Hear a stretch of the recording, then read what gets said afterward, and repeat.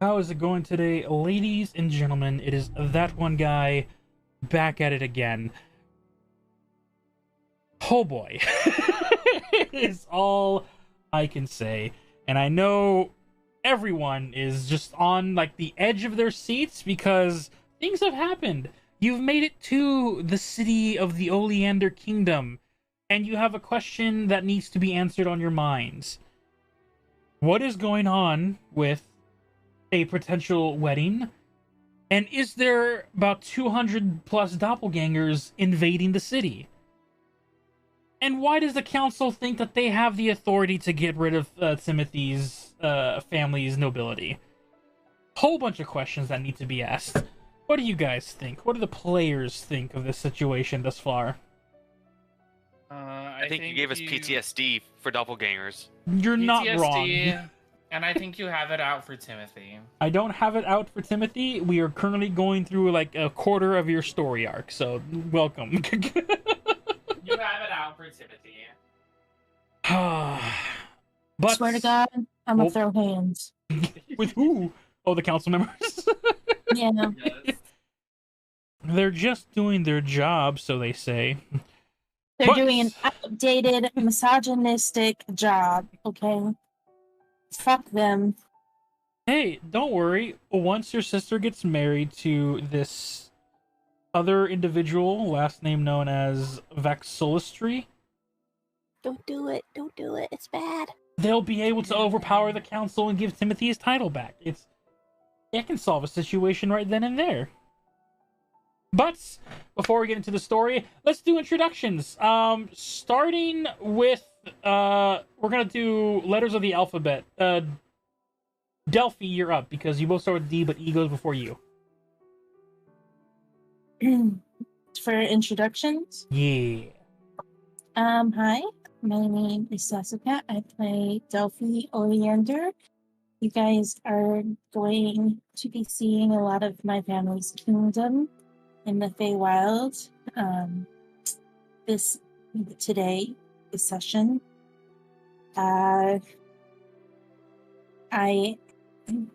Delphy is upset, and rightfully so, at the council for their choices regarding the crown and the nobility.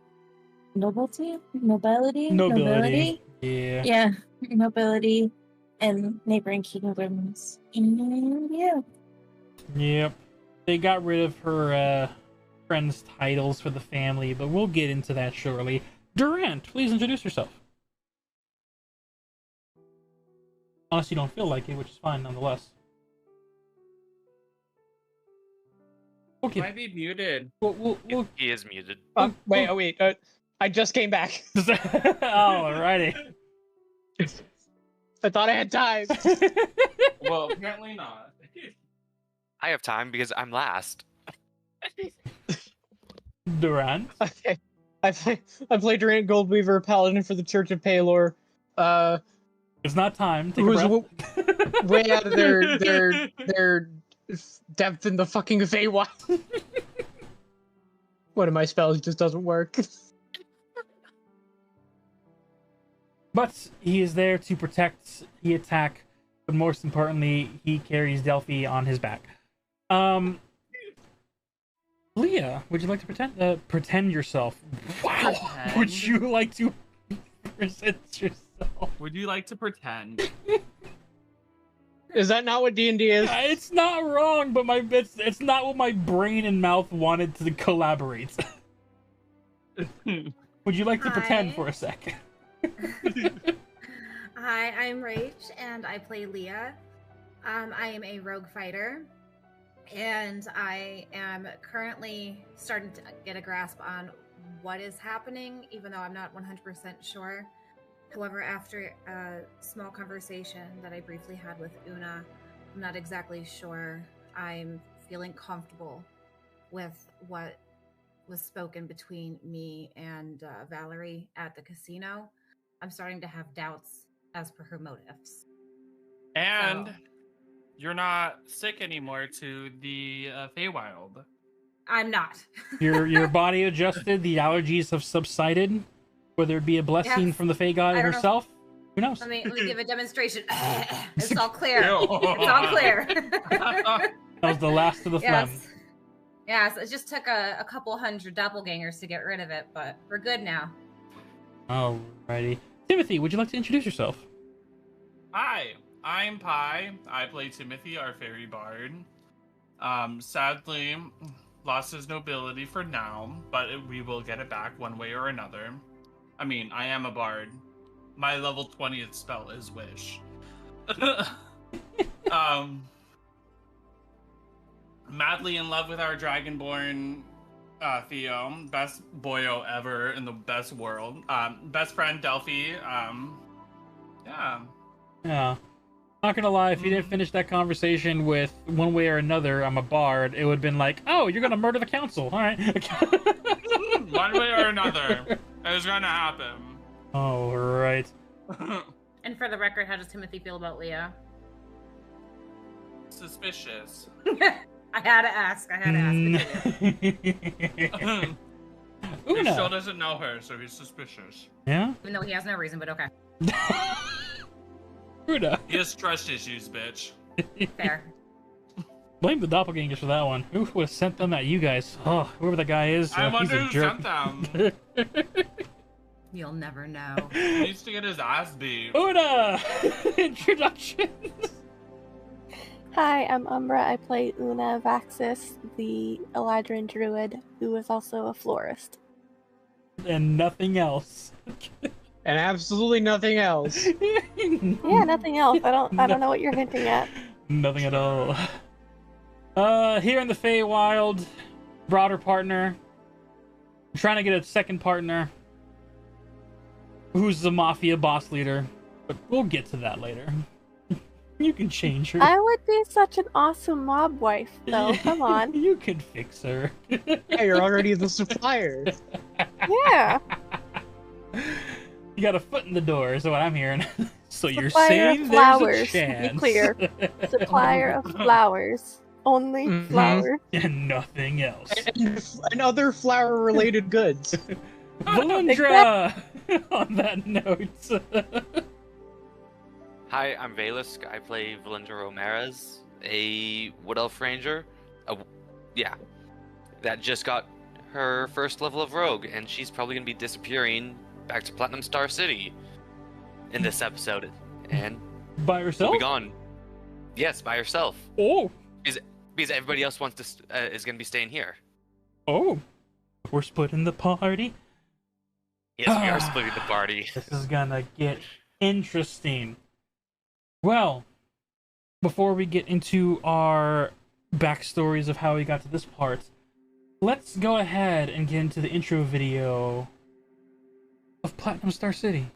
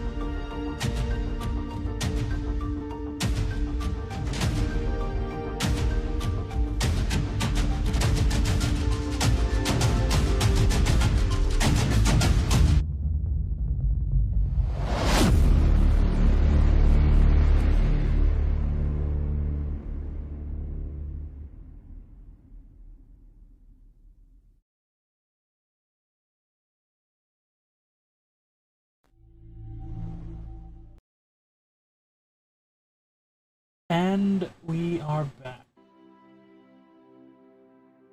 Last we left off, as our group of adventurers fought off the invasion of the doppelgangers that took over the Thornberry estate, they successfully rescued all those that were captured in the necklaces, gathering a bunch of them to have for themselves to use however they feel like it, but made a plan to head to the kingdom of Oleander, where an alleged wedding between an individual from the Vaxolistry family was supposed to be marrying the first princess, sister to Delphy. Princess Laurel Oleander.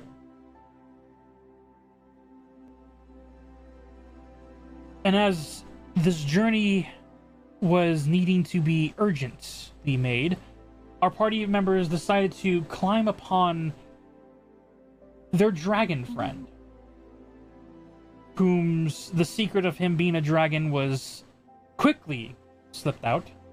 Now everyone knows.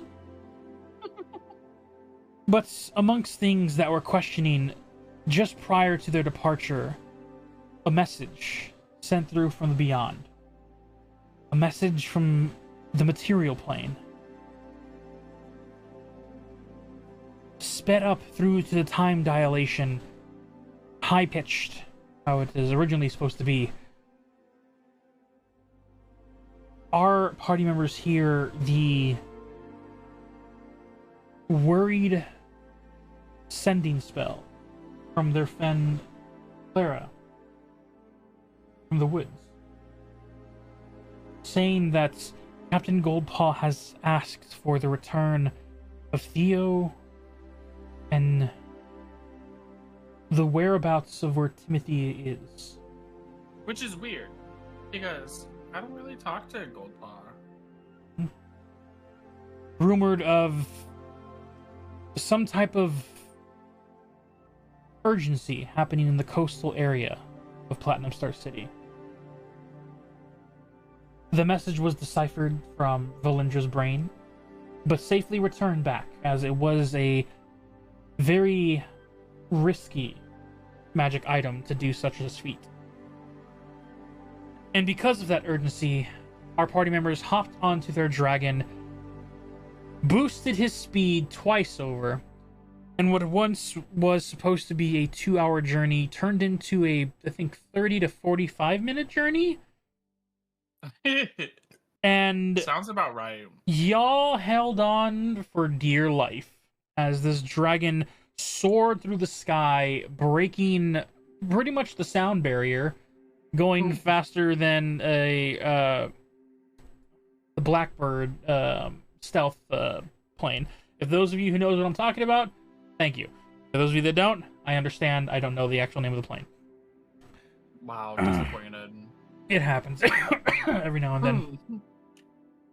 But as you arrived circling around the city, you landed on the outskirts of the magical barrier that reduces you all to the same size as the fairies themselves.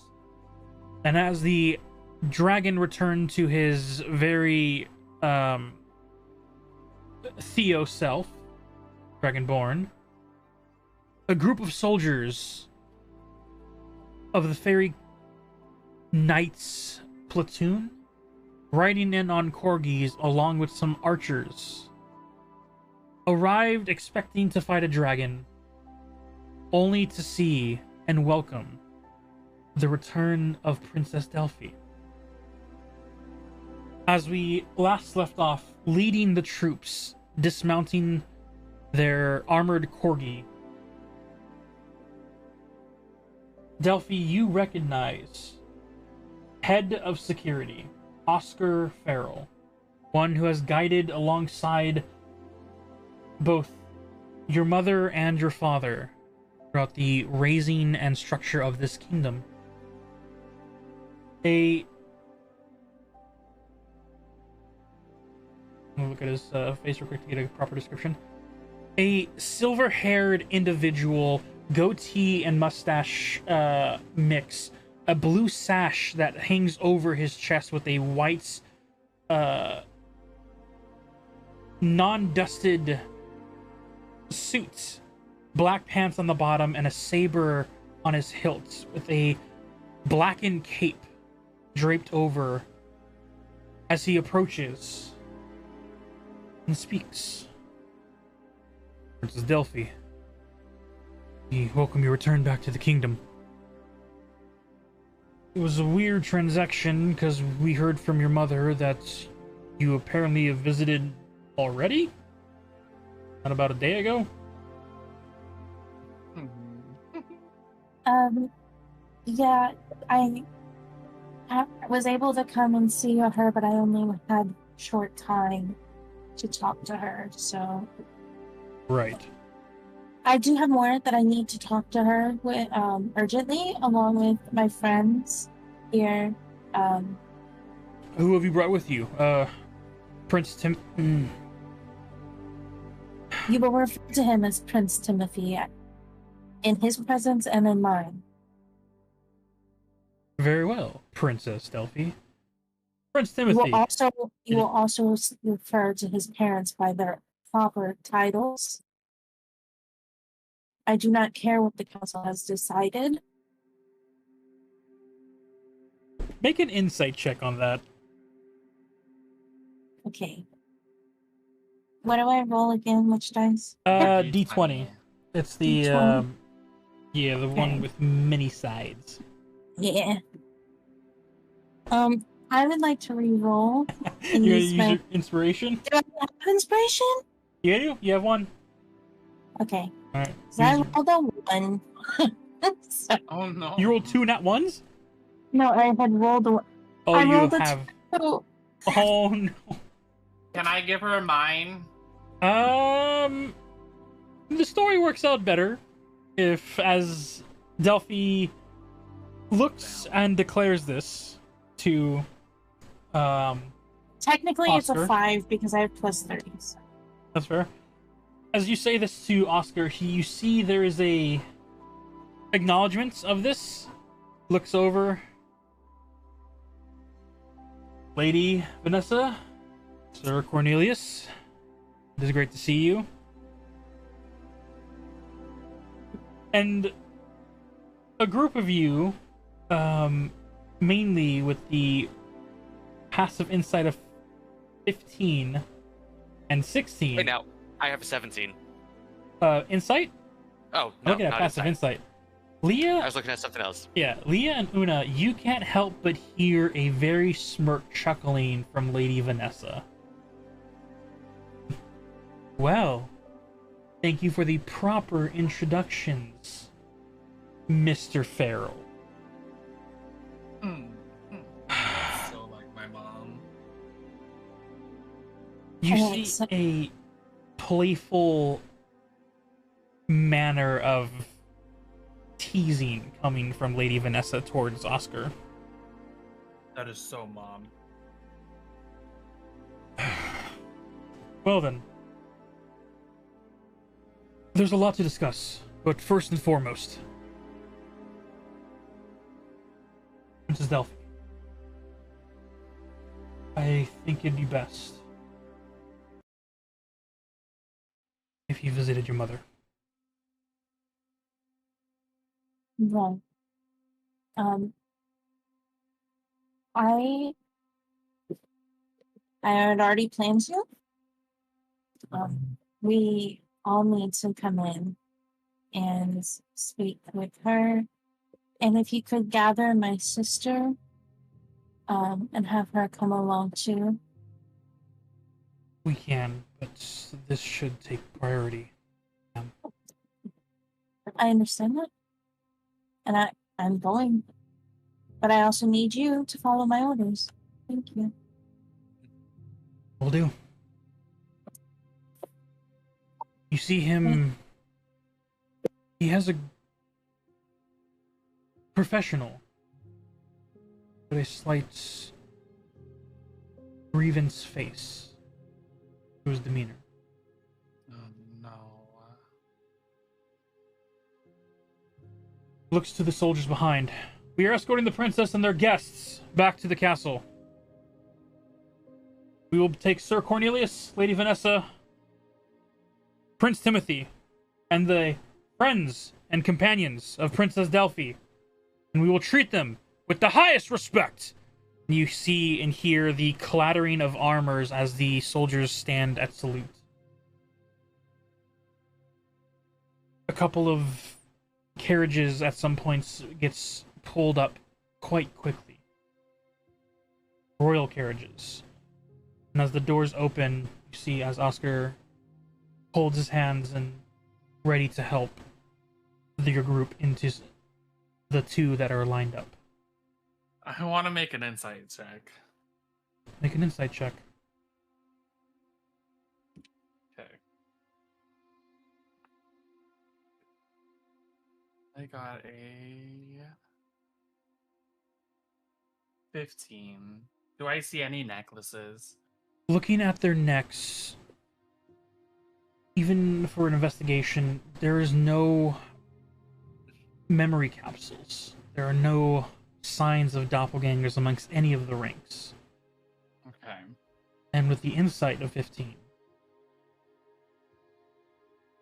you know from seeing your mother deal with other soldiers who are dealing with hard times. The stoic face of a soldier who is doing his job, but has news needed to be shared. The appropriate time. Okay. As you guys enter the carriages one by one, the two carriages can fit up to 5 people apiece. Who is going in the first royal carriage with Princess Delphy and Prince Timothy? Can we have Theo go with me? Okay, Theo can join. Then Timothy's parents. 2, 3, 4. One more can That's- join Princess Delphy. I no. know. That's 5. Oh, 5 including you, sorry. This is the royal Right. carriage meant for you.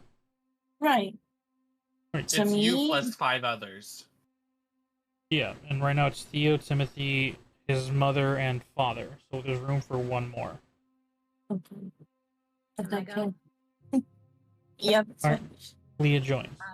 Prior to getting in the carriage, I'm gonna look at Una, like, and kind of give her like a, I got them look, because I'm unsure of what's going on at the city. In the Una other will carriage. nod back. In the other carriage, Una, Valindra, Durant, Elian, and the knights that approached you all, Oscar himself, will ride on his corgi next to the back carriage, as the 4 of you have a carriage for your own. Make your way towards the city. As the journey moves through this outer ring city, the grassland hills on the outskirts, you see soldiers moving through, and you see you're heading towards a port where the main castle and nobility kingdom is separated by a massive lake surrounded by mountains and buildings all around, with floating buildings scattered around. A few flying soldieristic fairies, archers, in a formation that is circling and keeping an eye out. Presence of the Corgi Knights riders slowly patrolling through their sections. And it's through here, as you guys look out your window, you see as in the front carriage, Sir Cornelius and Lady Vanessa begin to recognize a few of their subjects. Huddled out in the alleyways, the streets of the outside city. Not enough room to handle in inns and resting places. Refugees. from the Thornberry estate. Oh no. Can I roll an investigation? Make an investigation check. Or and an hold investigation or insight for a necklace. on. Absolutely, and hold on to the number while I grab my meal. Okay. I'm also gonna roll it. Me too. Wait, what are we rolling now? Investigation. Okay. Please don't be a 1 or a 2. That's a 5. I have a 16 plus 3. I got a 7. I'm not rolling very high today. Uh-oh. Using my hands, not my owls. Maybe I'll use my owls. Yeah, use your owls. Oh my god.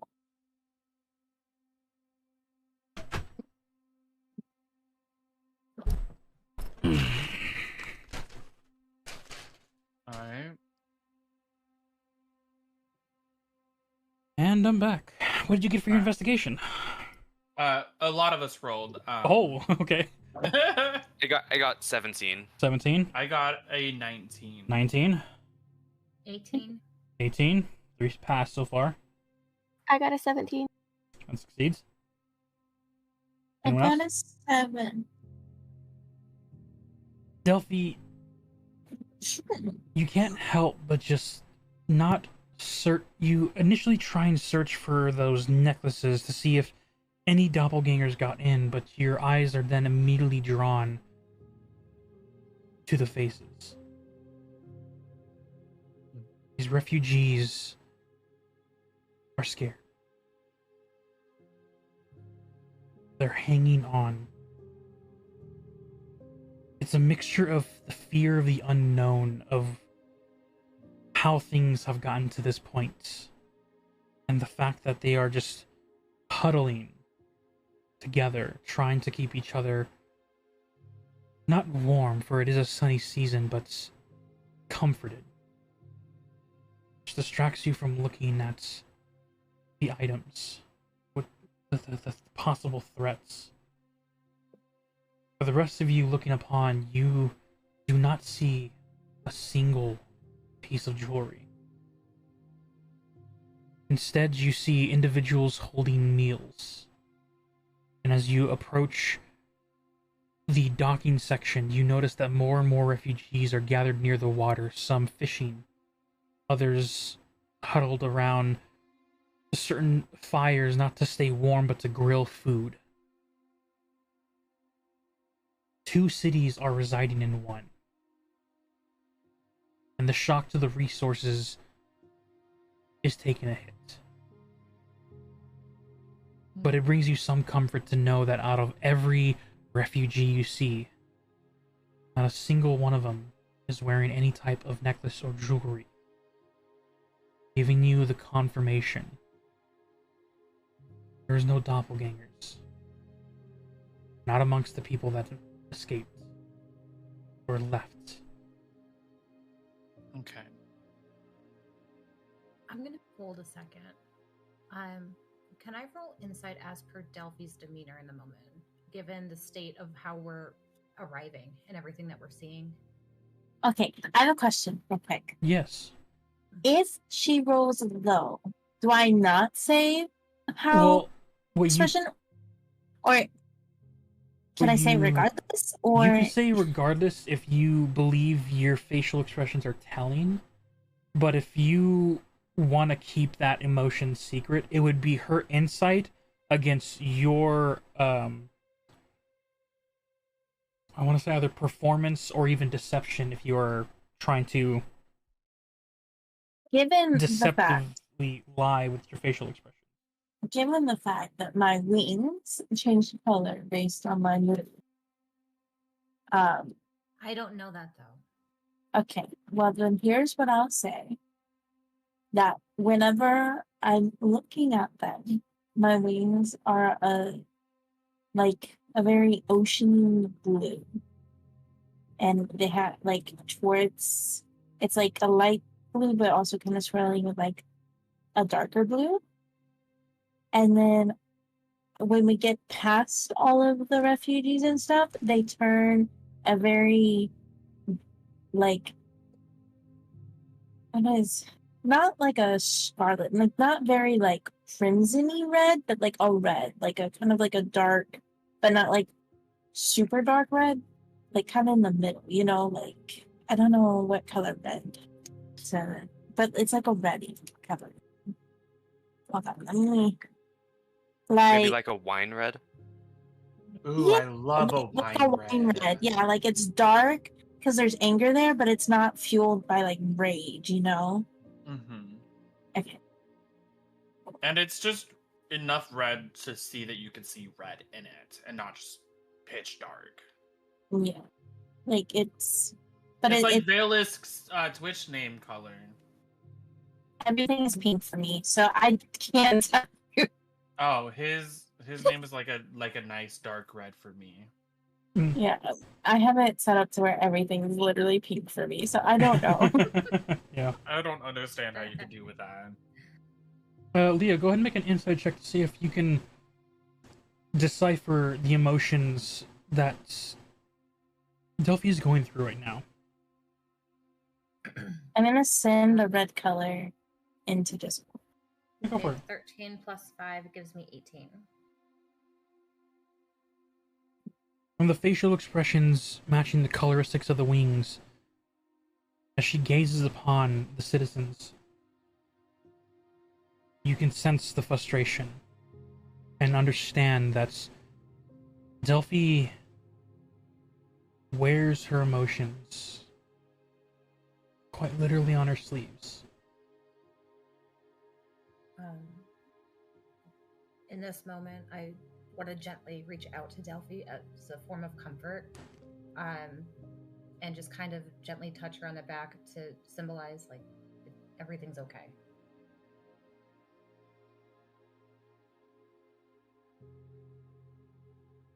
At like the touch of Leah's like hands, it kind of goes into like almost like a purpley red. And Delphi looks at Leah with like sad eyes, I guess. Like she's mad, but she's also sad, you know. She's not happy at all with the looks of things. She's been gone for I don't know how long, because time moves differently. But and then also with like the news and the fact that they're going, like she's got a lot going on in her brain right now. There's a lot of emotions there. We do know how long we've been gone, or you've been gone. In the fairy world, it takes different. It's different. And she's I don't know, been... but the I'm not saying that they don't know. I'm saying I don't know. Because On I top don't of want to that- do the math. I don't want to do the math. Yeah. She has been in the mortal realm for over a year. There's that gap from then when she ran away or left with Timothy to the point where she did come back for a day. Time dilation there alone was greater than what they thought it would be. And now this sense of eeriness in the air is heavy. And as the carriages pull up to the docks, they don't dismount. They pull up to these loading dock-like boats, and as the back tail ends of them drop and make a ramp for the carriages to board, both carriages get a ship of their own, and they side by side sail with each other, close by where any conversation wishes to be had, they can. And take about 5 or 10 minutes to get across the lake to the docks. Does anyone say anything? Do you all just sit in silence on the way over? I think Timothy is going to be sitting in silence and leaning against Theo. I'm going to be taking a nap. If no one has anything they wish to do. 10 minutes sailing across, you get to the docks where you see more security. Through the air, platoons of archers. On the ground, platoons of soldiers, constantly moving and keeping an eye out, giving respects as the carriage of the royal family disembarks the crates. As your group reaches the docks here.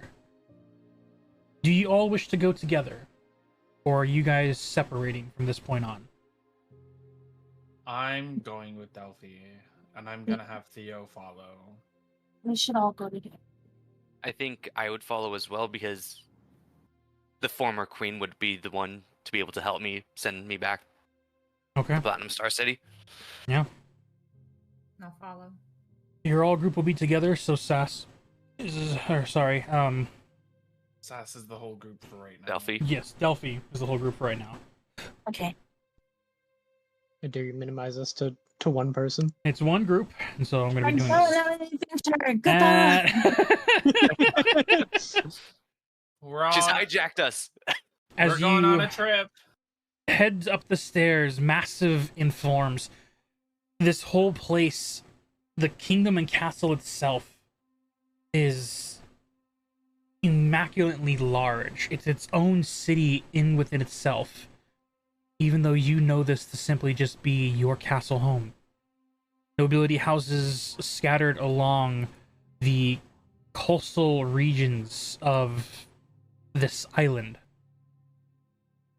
And as you make your way up the stairs, reaching the top, as you guys approach, a few of you, passive of 13 or higher, begins to hear the arguments of individuals at the top. And when you arrive, standing there, at first frustrated, but sees your group approach and dignify themselves. See if I can write one.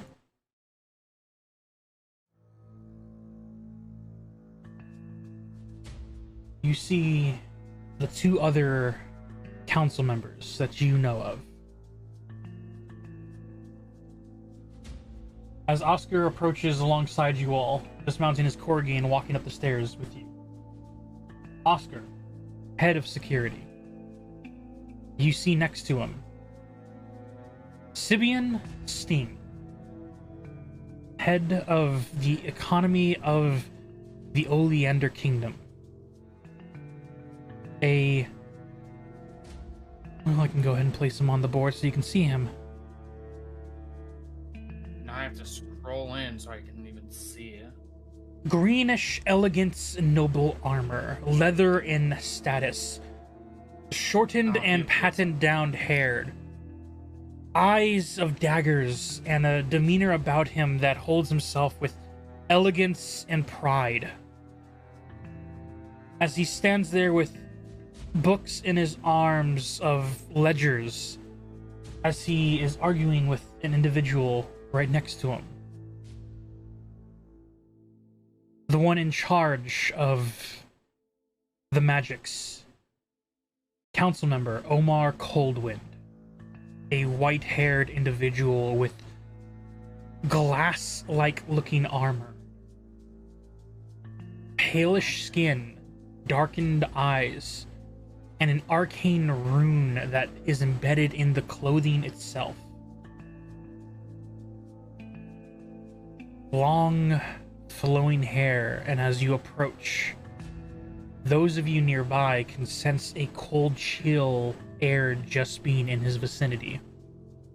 As the two sees your group approach and give a head bow and hand-to-chest gesture. Princess Delphi, as Sibian speaks. We're glad you have joined us. We welcome you back to your home. As your visitation's vacation treated you well. Would be treated better if I didn't come back with the kingdom in such array. Alas, that is the fault of the one known as Timothy Thornberry. You will hold your tongue. Oof. It is the fault of this council for being so close-minded and wanting to stay in times that are not. My sister didn't deserve to marry someone that she was not in love with. And Timothy did not deserve that same fate. Fate And you deserved guys- or not, princess, we must get to the matter of hand. With the vacant of power of no king or queen suitable to rule this place, we have come to threat. Something that you have missed on your excursions to the mortal realm. There is a threat to the kingdom. And they know we are weakened. Because there We is are no one to weakened. rule. We are weakened by the minds of the council. My sister is more than fit. She's worked her entire life to be queen, as you guys have made it to where she couldn't even have a proper childhood. Alas, It is is the duty of a Of you princess. guys, spare me. We need to go see my mother. Indeed, ever since the queen fell unconscious, the more and more unstable balance of the city gets nervous every day.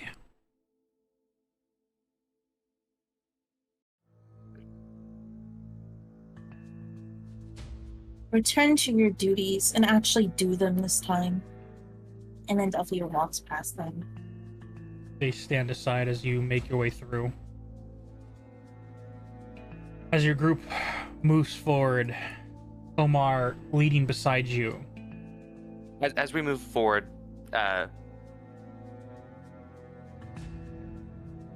sorry, I'm hearing stuff downstairs. As we move forward, what do you mean the queen fell unconscious? You see as Sibian looks over to Omar. Have you not told her of her mother's condition? It has worsened.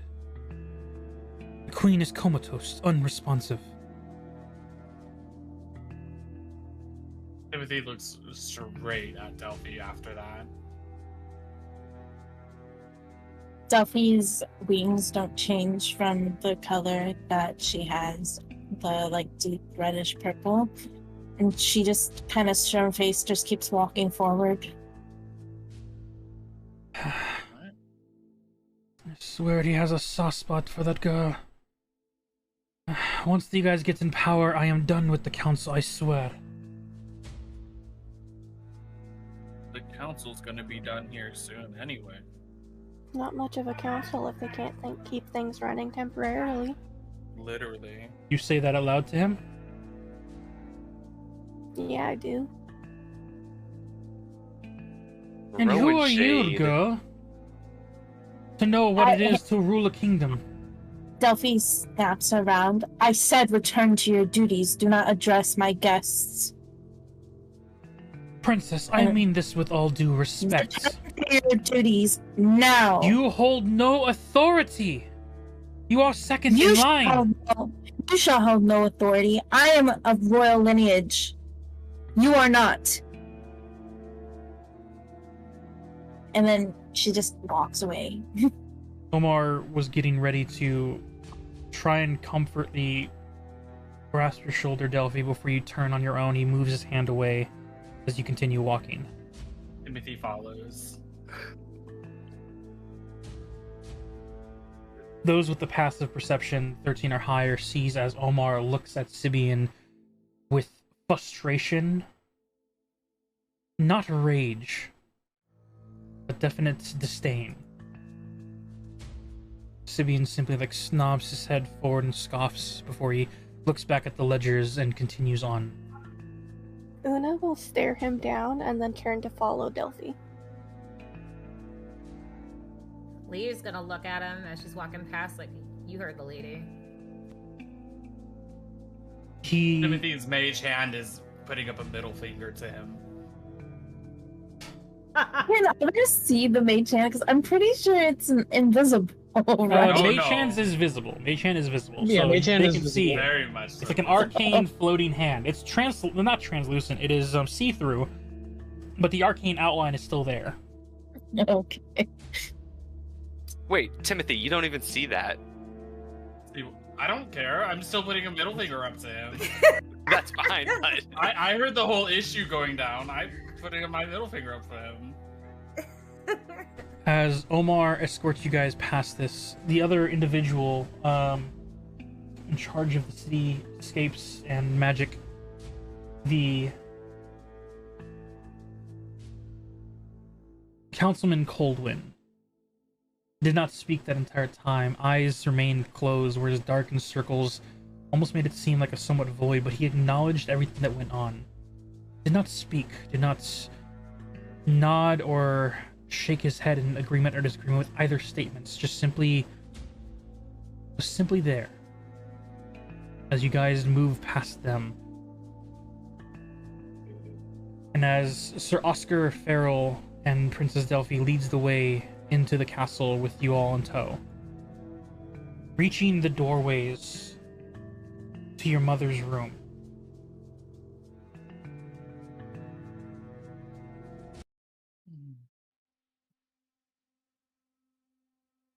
Do you knock on the door or simply open them, Delphi? I open them, but slowly. I don't just like throw them open, and I kind of look in to make sure like there's no one indecent. Which obviously, if she's knocked out, there's not going to be anyone indecent. But still, still check. And then I go into the room, and like I kind of hold the door open long enough for them to start to follow behind me before I continue to walk towards my mom. You see 3 figures immediately.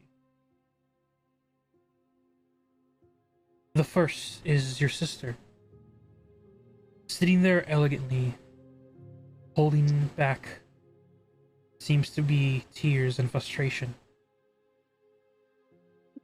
Your mother, beautifully sleeping on the bed,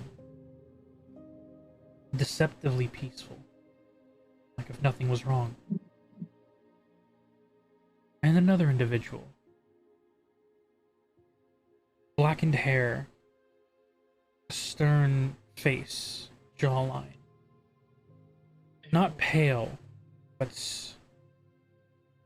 has a serious look about him.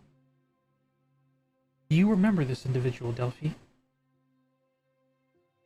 This was your sister's first ever friend outside of nobility.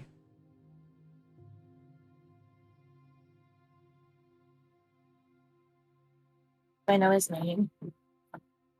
You know him as Nar. Nar. But Narpi. His full name was Narka, but she already gave him the sub-name of Nar. does he transform into a big monster? Nar. As your sister sees you enter in, almost like needing to vent to family, you see as tears begin to slightly grow, not streaming down, as she rushes to you and gives you a very needed hug. You see as Nar stands to his feet and gives bow to not only your arrival, but to everyone that has entered, hasn't left this right side bedside of Queen Shula, Oleander. As you all see inside, laying peacefully, unmoving, in this massive bed throne room. As you all enter, Oscar is the first to then close the doors behind you all, as you all are in this room, as your sister speaks up to you. Oh, I missed you. Delphi is kind of like she has like tears welling in her eyes, and her wings are now like a soft purple. She And since the wing trait is like the Oleander family trait, so I'd like to say that it's very plausible that Laurel's wings are similar color. They absolutely are. Her wings are almost taking the form of two colors as once. The outside having that same hubris of that's reunion pinkish color. You can't help but notice at the base of the wings there is that dark blue that resides.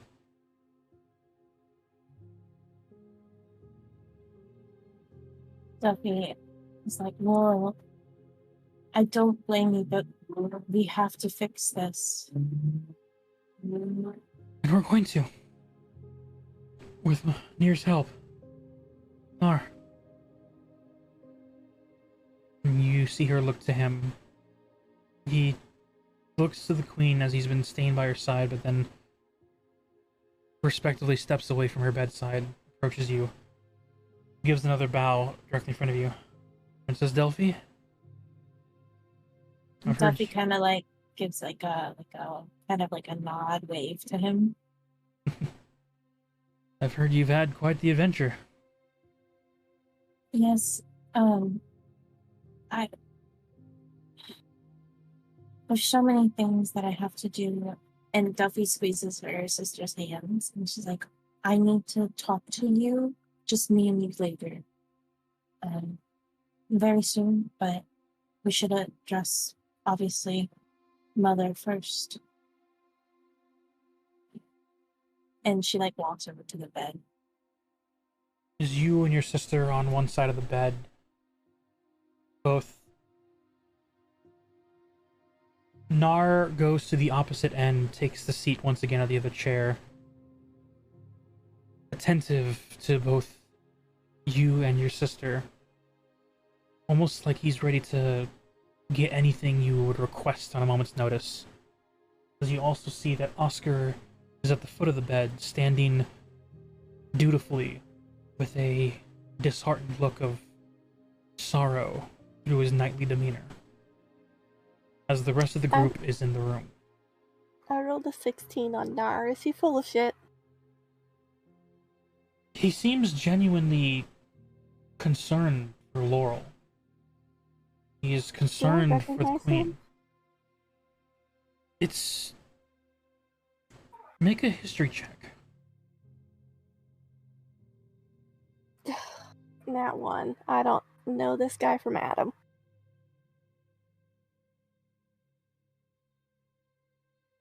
He definitely doesn't look familiar. But what you can tell, he's elven.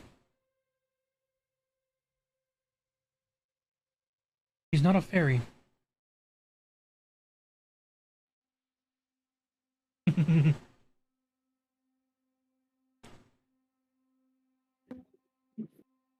So, as I'm standing there looking at my mom, you can kind of see that my wings are turning into the deep purpley red again. And Duffy's face is kind of starting to flush because she's starting to feel like angry again. Can I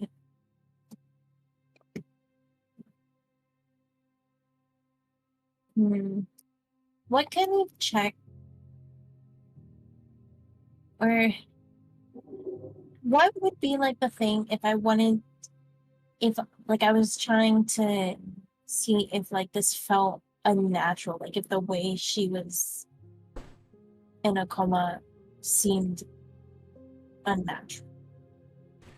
If you were looking for an arcana-based magic that is put in your sleep, it would be an arcana check. If you are wishing to check any medical stuff, vitals, heart rates, wounds, infections, respiratory, that would be a medicine check. Which one would you like to do? Probably the arcana one. Make an arcana check to see if you can see any magic being forced upon your mother. Mr. Albert, please hold for all means. Can I make a medicine check just on the sheer off chance? Go for it. 8 and 5 is what? 8, 5. I want to say 13. that's 13. yeah. 5 is 13, yeah. Okay. I got a 13 then. I Bayless? should've seen where I was eating. Also, roll Arcana, but I'm gonna come at it. Tell me if I'm wrong. I'm thinking Arcana because I want to come at it from like what my poisons and potions do. Make an And see Arcana if I check. recognize. Okay. Bayless, your medicine. Disregard my medicine. It was 3. Okay. Unable to actually get close, as you approach, Oscar does turn to you, being the head of security. I understand you are Princess's friends, but the Queen has been checked up by our royal medicines, our arcane healers. We don't know what is wrong. And that is right there just means perhaps the... Trying to think of the word. So Perhaps what caused this isn't what from did the I know? Feywild. What did I detect at 13? Did I detect anything? As you search for a magical trace, essence of foul play, the only magic you sense is the arcane life force of your mother's wings, and how low of power they are. The last time you saw anything like this was with your father, before he passed.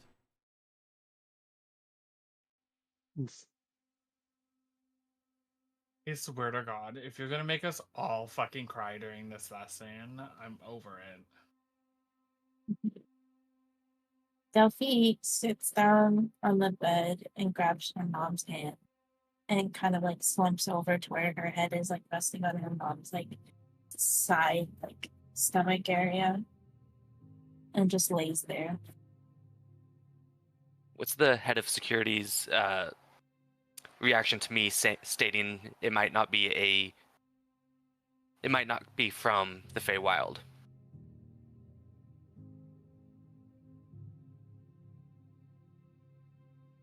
He's intrigued with that response. At the same time, you get a weird indication that they have already searched for other things, and as you say that it's not from the Fey, you see he actually puts his thumb to his chin, and he's actually contemplating as he strokes his goatee. He looks back to you, Valindra. You saying that it was foul play from the mortal realm, the material plane?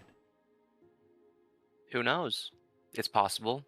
If it's nothing that you have ever seen, if it's nothing that your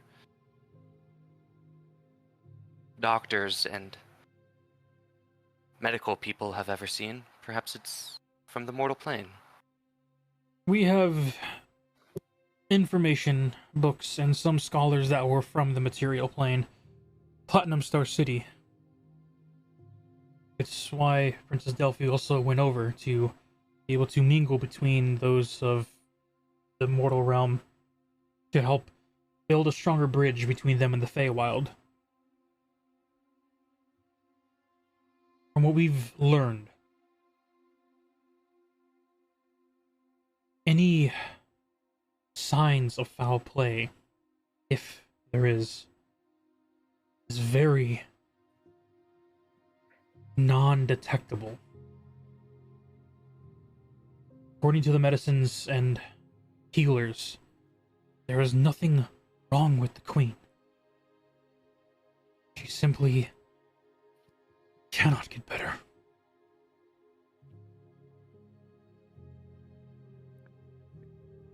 Can I make a... I've already made a medicine check, so I can't make that. Could I make it? I want to try to make a check if Valindra has ever heard of what we, above table, what we call broken heart syndrome. Ooh. Hmm. Make a history check. This would be knowledge. This is you drawing back knowledge from the world you're from. You said history. That is a 19.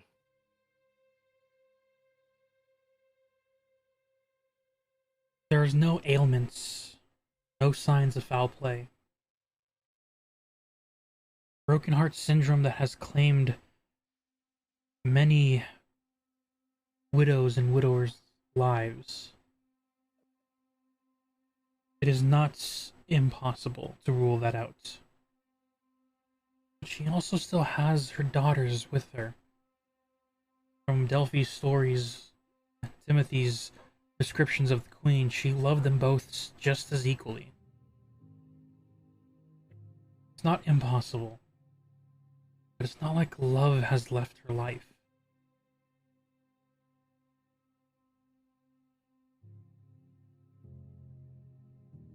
Delphi, after sitting there laying on her mom and kind of quietly crying a little bit, is gonna look at Una. Okay, real quick, above table, just so I don't. We know she makes potions, right? We just don't know she makes poisons. Mm-hmm. Yes, because she has Yeah. made Yes. healing potions for you all before. Okay, I just wanted to verify. I don't want to, Yeah, because I don't She's want a to potion meddle maker. unintentionally. yeah, you she's a know. potion maker. But she looks at Una and she's like, "Can you try anything you can think of?" I mean, I'm more than happy to do what I can. If she has a full medical team, I don't know that there's anything that I can do beyond that, but I'm certainly willing to give it a shot. You see, Oscar just- turns to you. Are you a healer? I'm a potion maker as a hobby. I don't mean to sound rude, if I guess this wrong, but from the druidic nature, are you of Galadrin? I am, yes. Your druidic natures are more potent than most. We do not have an Eladrin on our medical team.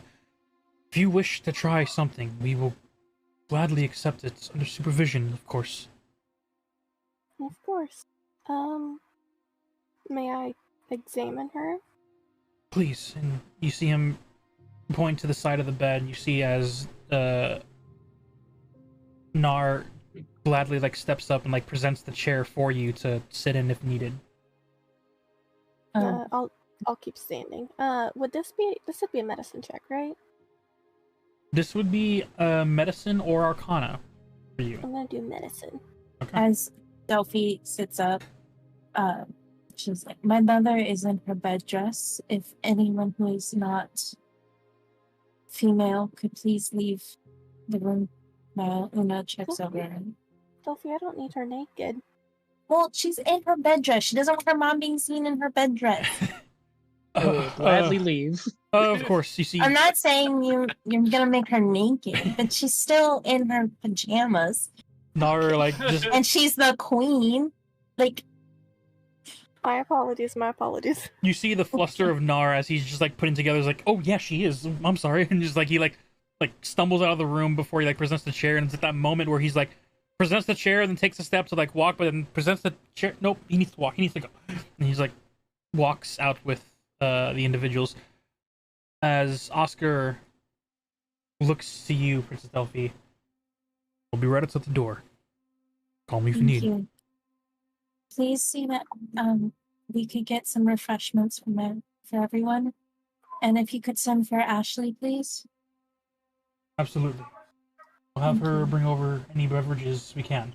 I'll have the chef Alberts cook us a meal for your companions' long journey. Thank you so much. Of course. Ashley. Okay. Ashley. She's a ladybug. She, Oh, you know okay, Ashley yeah. as the magic ladybug that has served her since she was a child.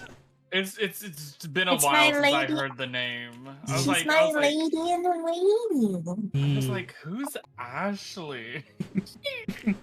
It She's took me a awesome. few seconds to realize who it was as well. I didn't know who it was also. I can remember it because my sister in real life's name is Ashley. Bonus. Pretty It's fine. much. I knew that. Okay, so above table, real quick. That leaves Laurel, You, me, your sister, Una, Alien, Valus, And yeah, Valus. Alien, and Leah. I will take my and mom Lady with me. Vanessa, if you wish for her to stay. Lady Vanessa, I would bet that out of cordialness would step out of the room because she's also nobility and Yeah. she'd probably be like, "Ooh." I would have taken my mom with me anyway, so. All right. So it's just the 5 of you then. Timothy's not letting his parents out of his sight right now. I'm letting no one out of my sight. I'm gonna look at Delphi with if you'll excuse me, and I'm gonna step out into the hall out of uncomfortability. Okay. All right, so then it's just me, Alien, Una, Laurel, Mhm. and I can Valus. see Elian stepping out too. Okay, so then Alright. Zalindra, Una, me, and Laurel. The 4 of you. Okay. I got a 19 on my medicine check. I would like you to roll again and take the higher. Okay. As she's checking her over, I grab Laurel's hand and I look at her with like a sense of like seriousness. Laurel, Go ahead. No, you go ahead. Was that? Have me roll again. That was advantage, right? I was rolling with advantage. One would say you were, yes. Okay, so I can't use my inspo. You can. I'm using my inspo. You just replace the Nate? lower dice and you take the highest. Jesus Christ! I got my highest 19 was 19. Okay. Nate, I need another inspo, please. Hey. I need an inspo too. Umbra. Okay, get them inspo first. Umbra, 2,000 for the skill check. What? Oh shit! You can up your skill checks before you get the answer. For players. Just once, just to get it to the dirty 20. Yeah, I got a dirty 20. All right. I also forgot about those too. All right. With a dirty 20. Oh, What is Una's first response when she recognizes the symptoms? Is it one of my poisons? This is not one of your poisons. Your poisons were different. This is one of your family's poisons.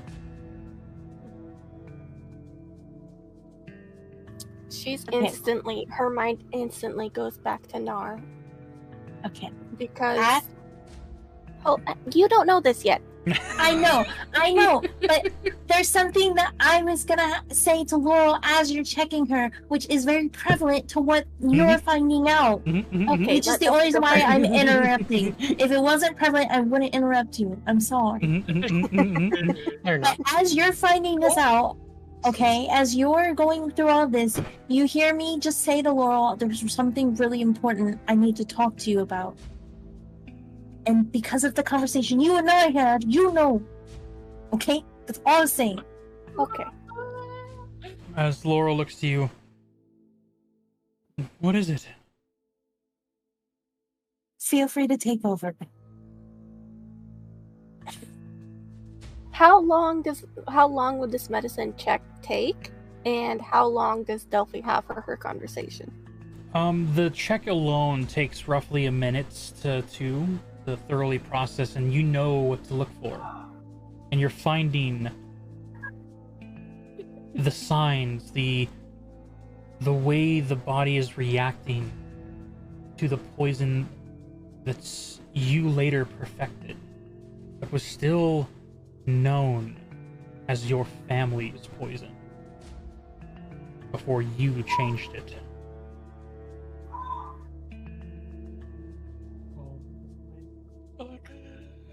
Okay. Okay. So yeah, Una's mind instantly goes to Nar because she doesn't recognize it. Like, as far as she knows, this is Delphi's sister's new fiance. Would this be an opportunity for another history or like insight or investigation check to see if she recognizes him at all? Like, is this a common disguise that they might use? Or Make like a what history check. one This more is- question. Yes. What historically has been her family's way of infiltrating new families, like new kingdoms? Your family. And does it seem like this? Your family of well mythically known assassins have been known to infiltrate in many different ways. Being a waiter, a chef, lover, a friend, whatever is necessary to get the task done. Disguising as a fiancé has been done before.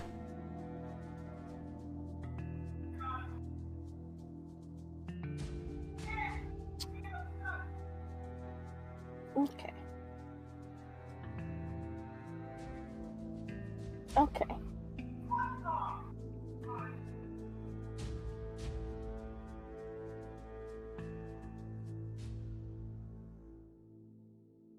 As Laurel looks at the two of you, questioning why Delphi tried to pass it on. What is it that needs to be said?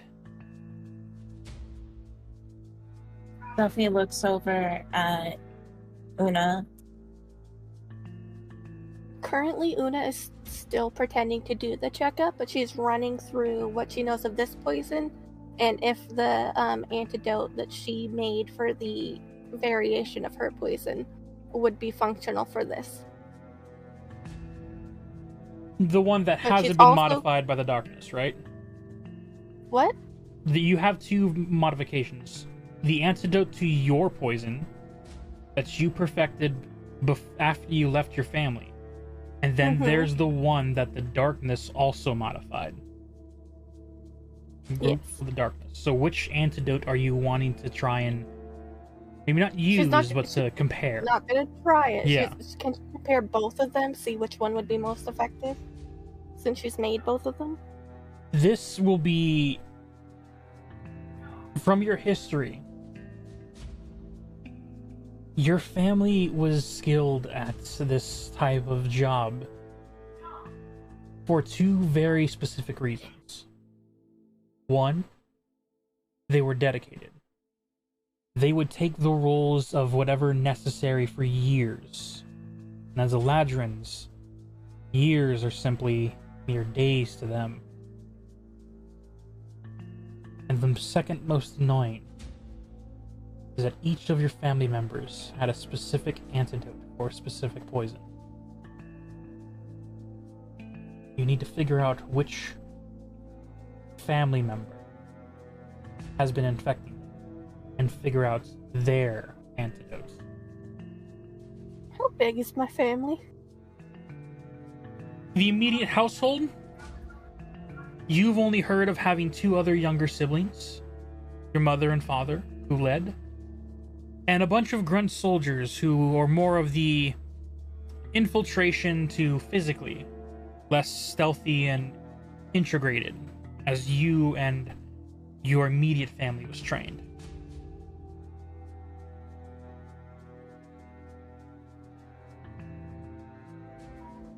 Okay.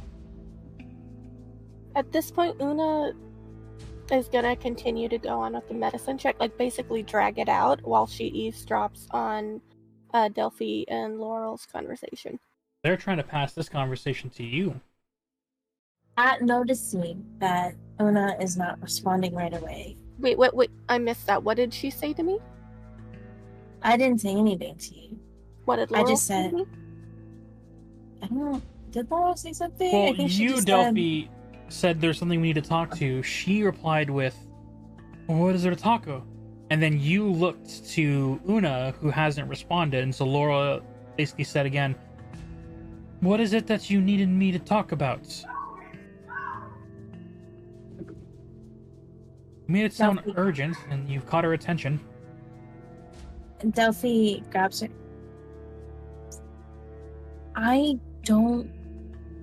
It has come to me that there is a possibility. How secure is this room? How easy is it for people to eavesdrop? From what you know, the head of security, Oscar, is just outside. No, Mm. like she'll say that out loud directly to Laurel. Oh, Are there any windows? there's only one glass pane window in this room. Can it be opened? It cannot.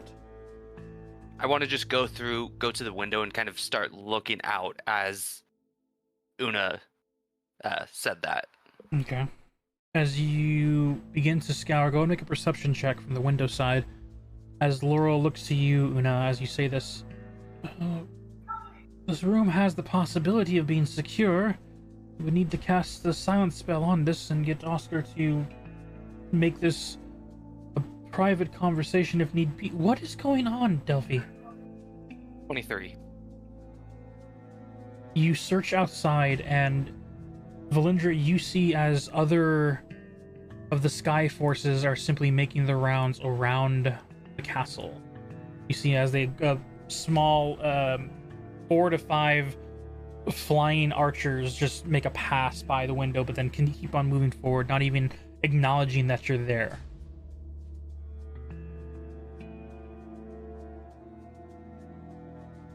Delphi, I think a silencing spell would be a good idea. Okay. Oh geez. Hold on. Above table. You can ask Oscar. He's the head of security, and he has magic to be able to make this room secure. And if you want him out of this conversation, he can stand outside and do so, but he has to activate the spell inside. You can call him in, have him activate it, and then have him step out and hold concentration. Okay, I can do that. Duffy gets up and walks to the door and opens it and tells Oscar exactly As what you you just said. open the door and look out into the hall, just giving a slight crack, you see as Oscar is standing there, and you see as Nar is also standing patiently next to him. As they both turn to you, acknowledging, as Oscar looks and says, is she able to give a diagnosis? She's still going over everything. It's, she's trying to be as thorough as possible for the sake of, my mom, the Of queen. course, yes. Can you, because she has to ask me and Laurel some personal questions, put a silencing spell over the room? I just really want to, preserve Yes, of course. mother's privacy. Absolutely. She Understand. can't really do it herself right now, so. Understand, princess. You see him look And to Nar as he nods, and he steps away from the door and away from you all. And then you see as Oscar enters inside and closes the door behind you.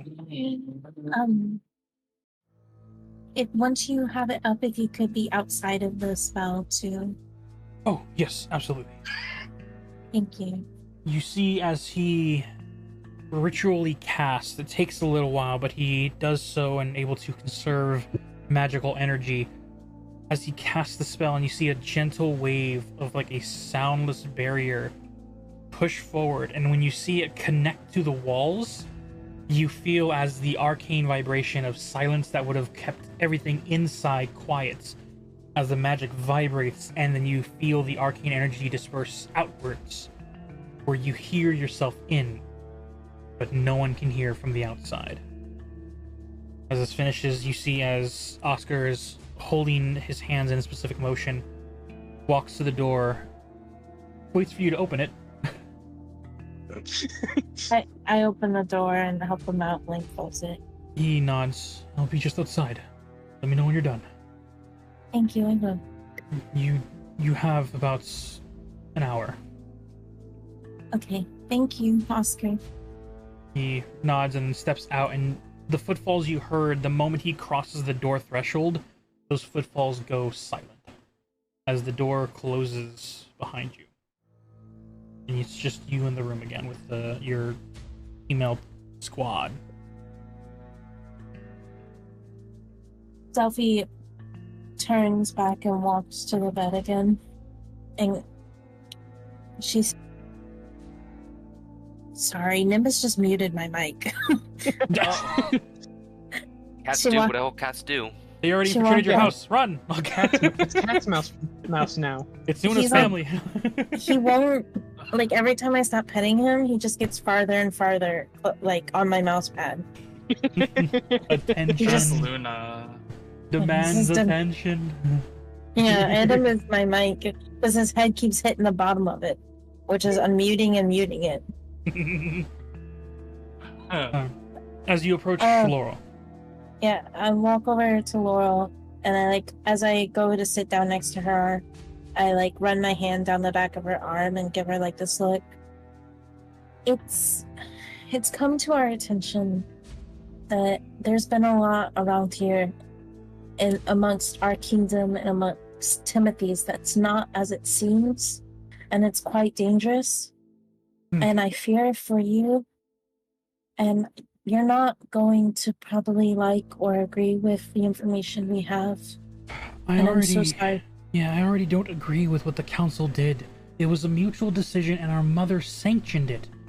They insisted that they needed to push the wedding forward, so we came up with this next plan.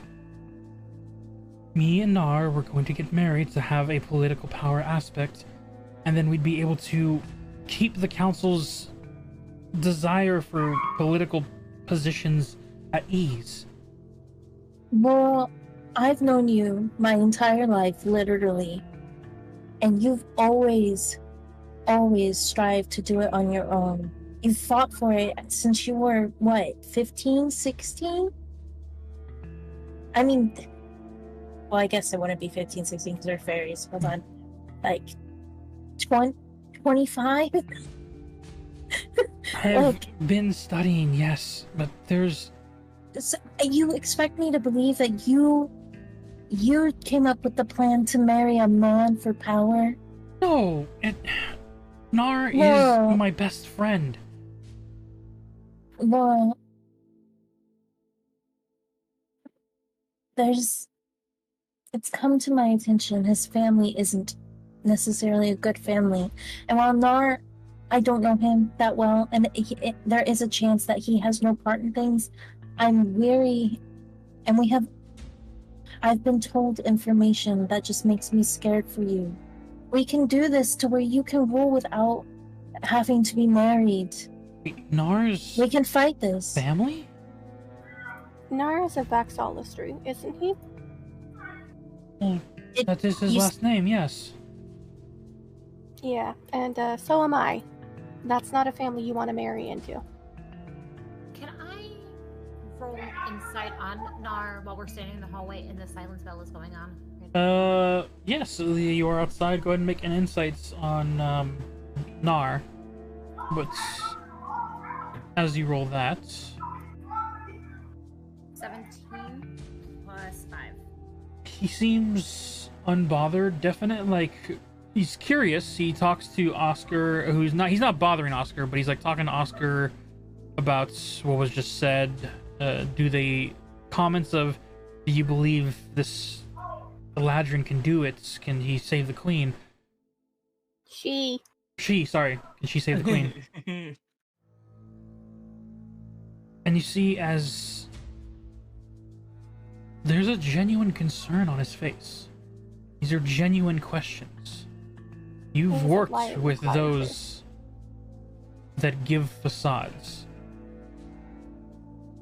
He's either very good at a facade or he genuinely cares.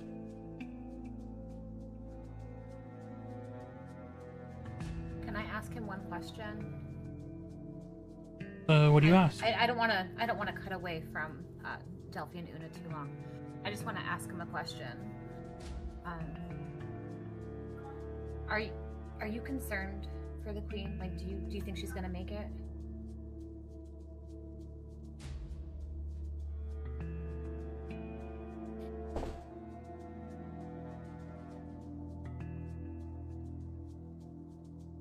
You are a friend of Princess Delphi, correct?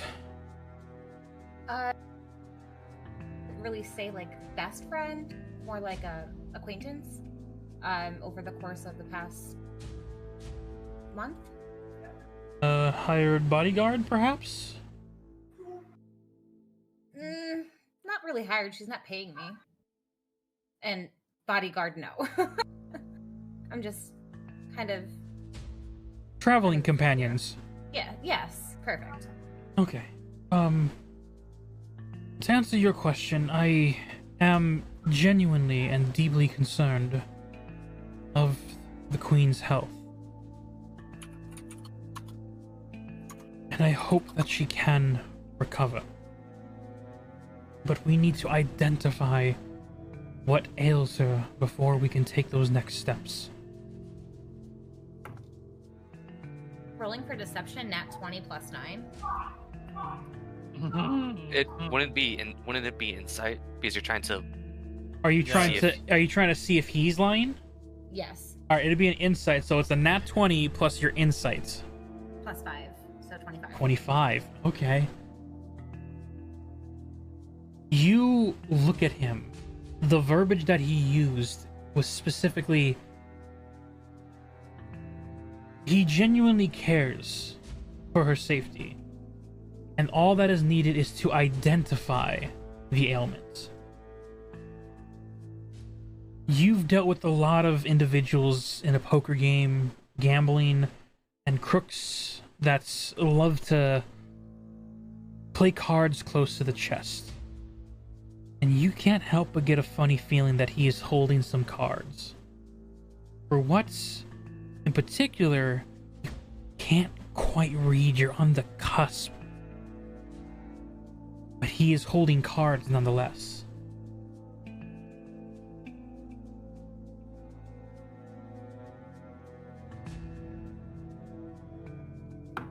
Once we can identify what it is, then we can get to work on healing her. Getting her better.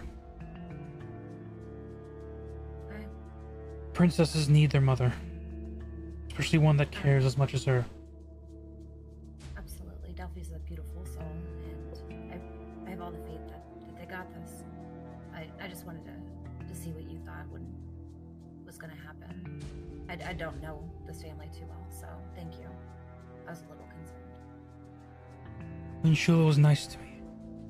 She ignored the fact that I was not as high-ranking noble as others. She still treated me as the friend of her daughters.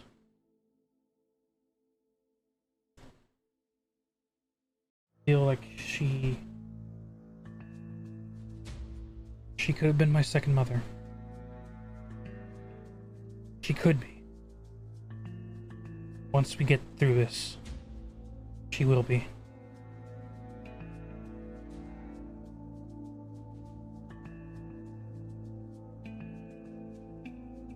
Heading back inside the room, continuing the conversation. As Laurel looks to Una. A family of Vaxolistry?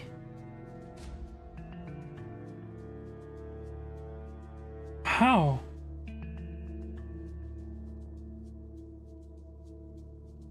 The family has existed for millennia. They've had a noble standing for a while, but I'm talking about how are you alive, if you truly are. According to Narca, the Vaxolistry family is dead. All of them. Well, I'm living proof that he is at the very least wrong, if not out about a liar. And the reason that I asked for the silencing spell, and the reason I have no doubt that he's a liar, is because I recognize the poison that your mother is a victim of. Poison? And it's one specifically from the Vaxolistry family. Wait, Narca's family doesn't deal in poison. They're nobility of the plants, the gardening. They made herbs and medicine potions for Yes. millennia. With plants? With plants? First of all, I'm sorry, I'm not very good at explaining this. This is a difficult thing for me to explain. I've worked very hard to get away from this family. And I'm sorry that your friend is not who they say they are. But No, how am I supposed to believe who you say you are? I'm sorry, but I have... As long as you've been with Delphy, I have just met you. I have been with Nier for more than 100 years. If someone can provide a truth spell, I'm happy to be under it. Nora, I have no reason to believe that she would lie to me. She saved my life before. I'll tell you what. I can work on a... For one, I will still do the truth spell, if that will make you feel better. For two, if I have access to the plants I need, I'm more than happy to start working on a cure.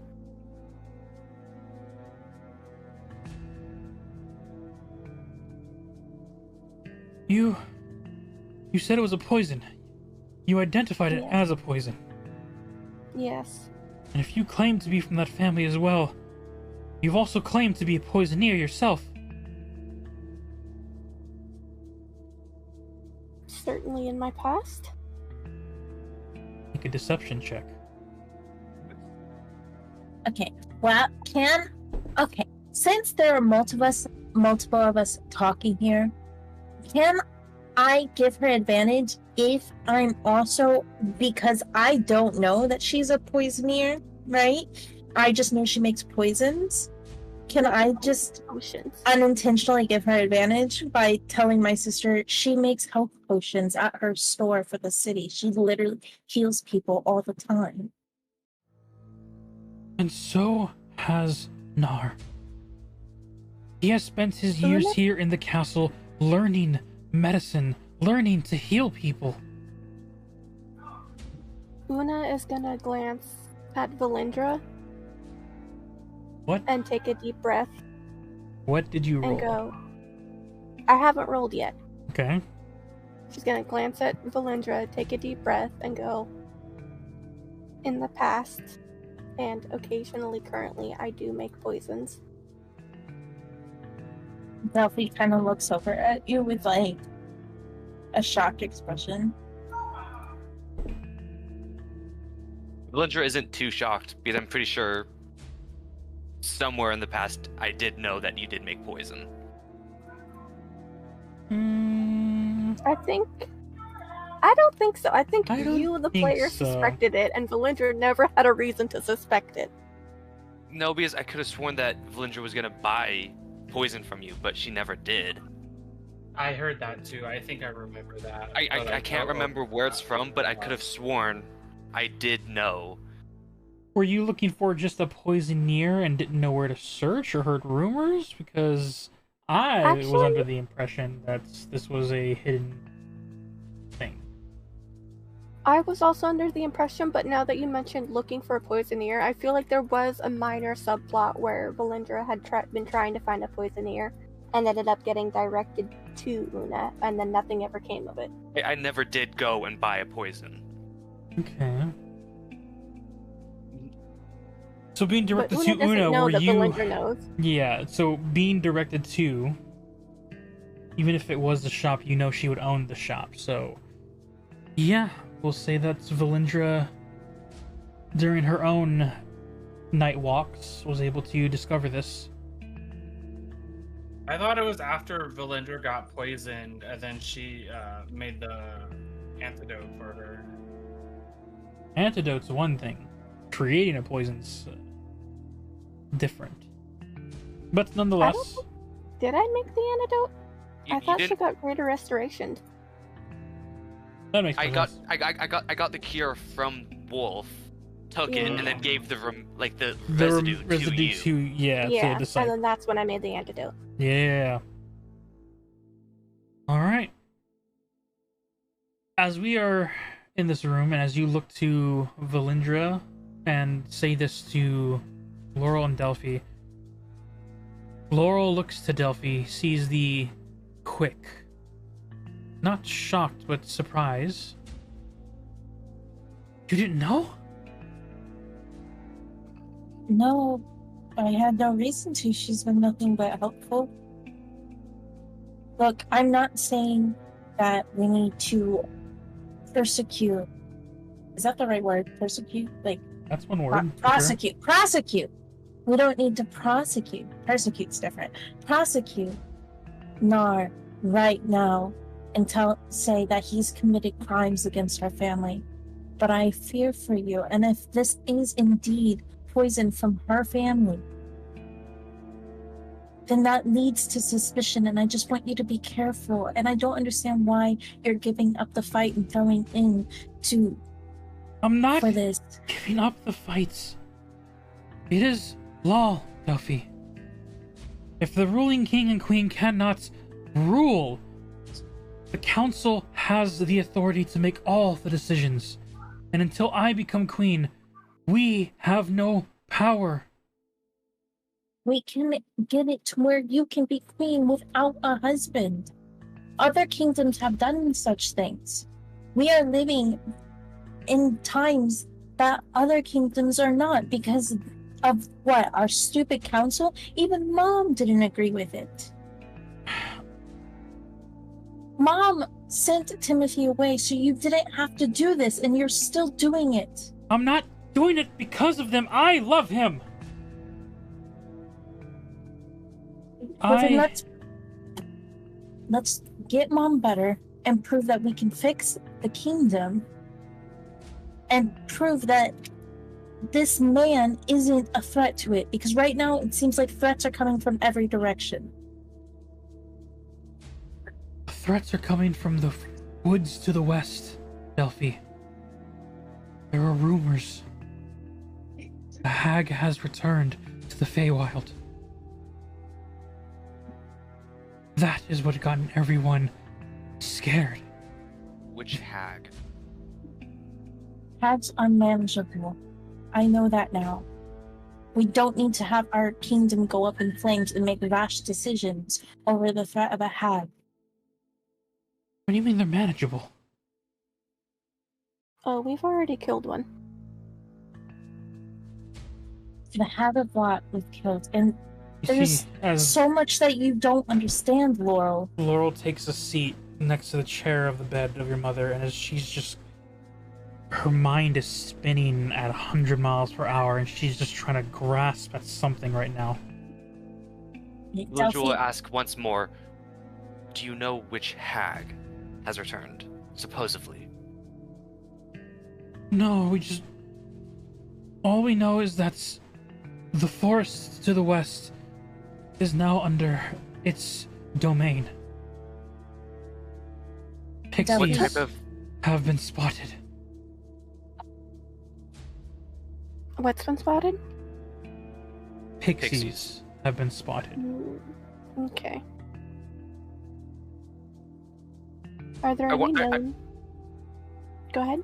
I want to try and get as much information from Princess Laurel, and then see if the hag that returned is the rot. Because what if we didn't kill it? What if we sent it back to the Feywild?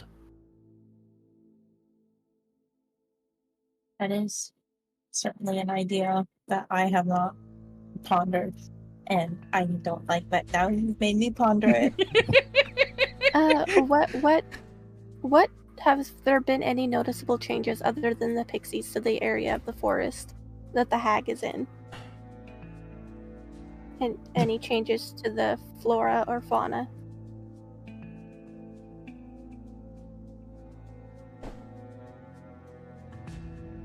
Not that I know of. Our economics record keeper, Sibin, he's the one in charge of all things, the forests, the fruits, the crops, the nature itself. He is the one that keeps track of all those.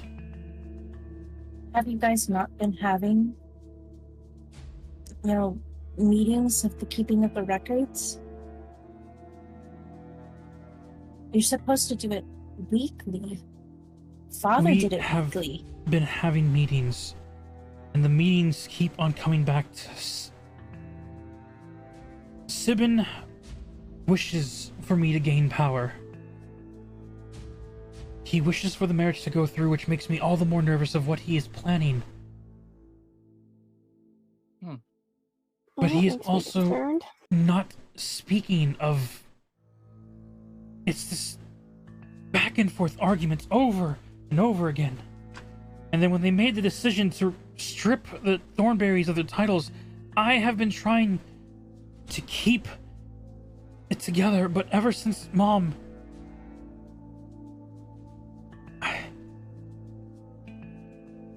It's slipping. Delphi. We're going to fix it. Me and my friends, we've saved Platinum City. We saved that kingdom.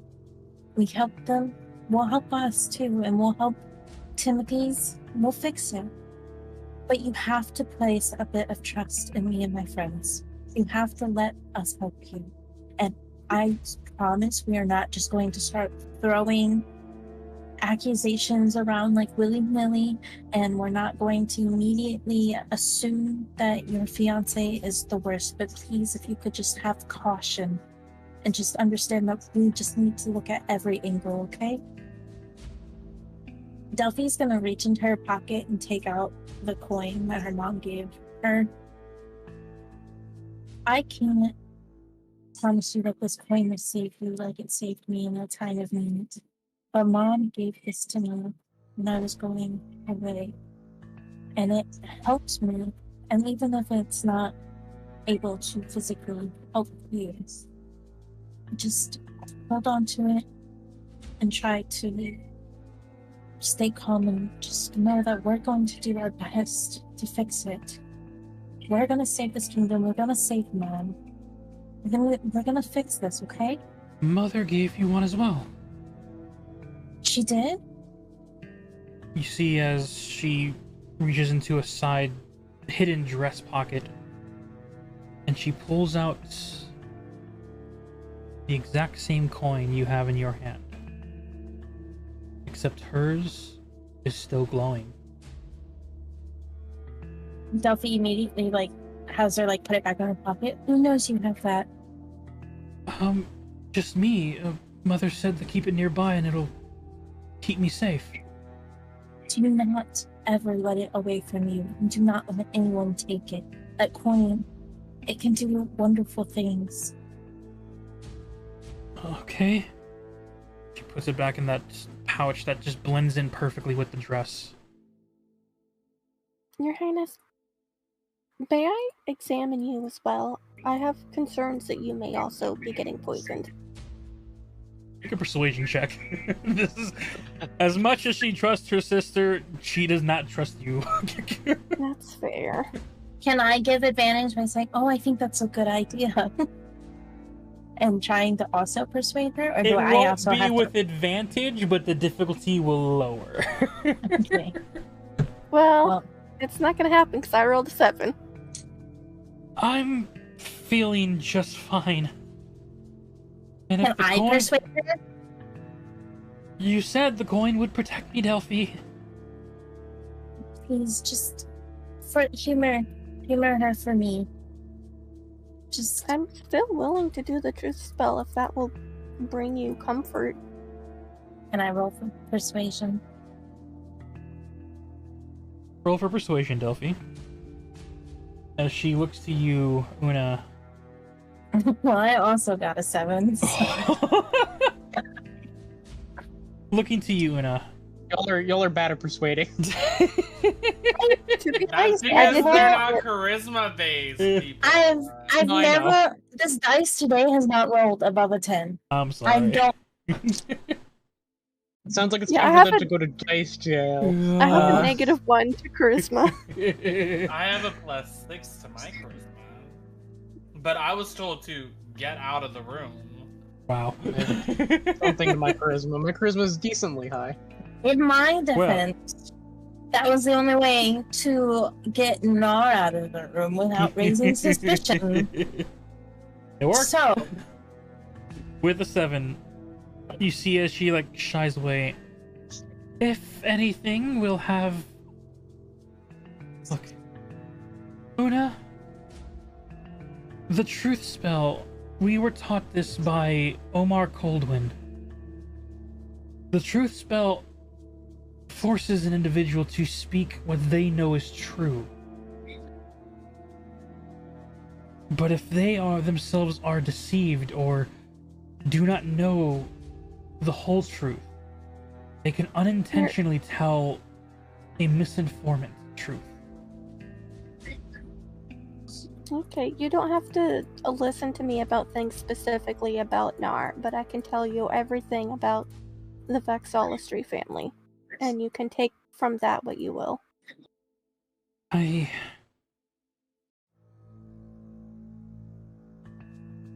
will heed your warnings, but please, just for now, this has been a lot. If you wish to examine me, I ask that you do so when I feel comfortable doing it. That's fair. I won't force you into an examination. I ask that you keep an eye out for these symptoms, and then I'll list off the symptoms of like the early part of the poison. These symptoms that you describe for everyone in this room currently are near impossible to tell symptoms. Some cold sweats, achy bones, symptoms that can easily be mistaken for either age or even discomforted joints. It's a very effective poison and very well hidden.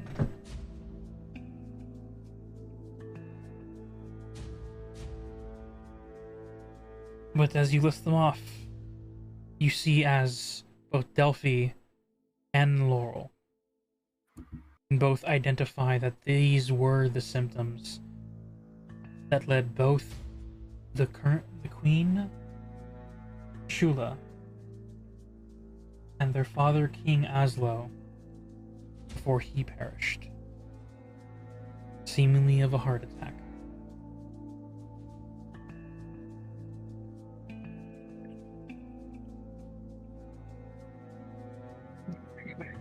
Delphy reaches out and like touches her sister's elbow. You can What do you feel the guys- trembling in her arms as you do. I know this is a lot. We can fix this. We can do this. We just need to have patience, cautiousness, and really, trust in each other. You don't have to trust my friends full-heartedly, but please trust me, okay? And we're gonna fix this. But right now, we need to. Mom is the most important. Una, if this is a poison that you recognize, can you make an antidote and can you cure her? If I'm able to make the antidote, then yes, I can cure her. Above table, what did I need to do again? Like, do I need to be specifically identify who made the poison so that I can know what to look for? Yes. Or would I be... You need Okay, to so I know can't just which use one. it. Yes. Your mother and father's poisons were completely different but had the same effects. The types of flower they use can be the difference between life and death. One could either increase the effects or one could nullify it. You need to know which poison that this resonated from which family member.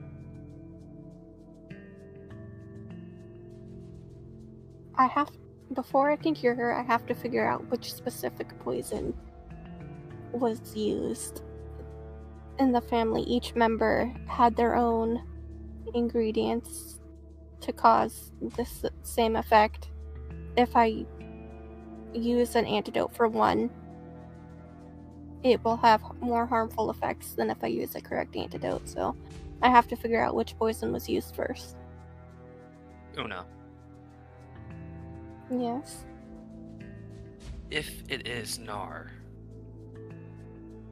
as a former family member of his, where would he exactly try and hide the poison? Or would he just keep it on him? Above table, My inclination is to think that each family member has their own way of hiding it. Am I correct in thinking that? They've had many different ways, either hiding on them or in their possessions, or even getting rid of it to go retrieve it at a later date beyond whatever place they were scouring or lurking in. These were very skilled assassins, your family. Una will explain that and then be like,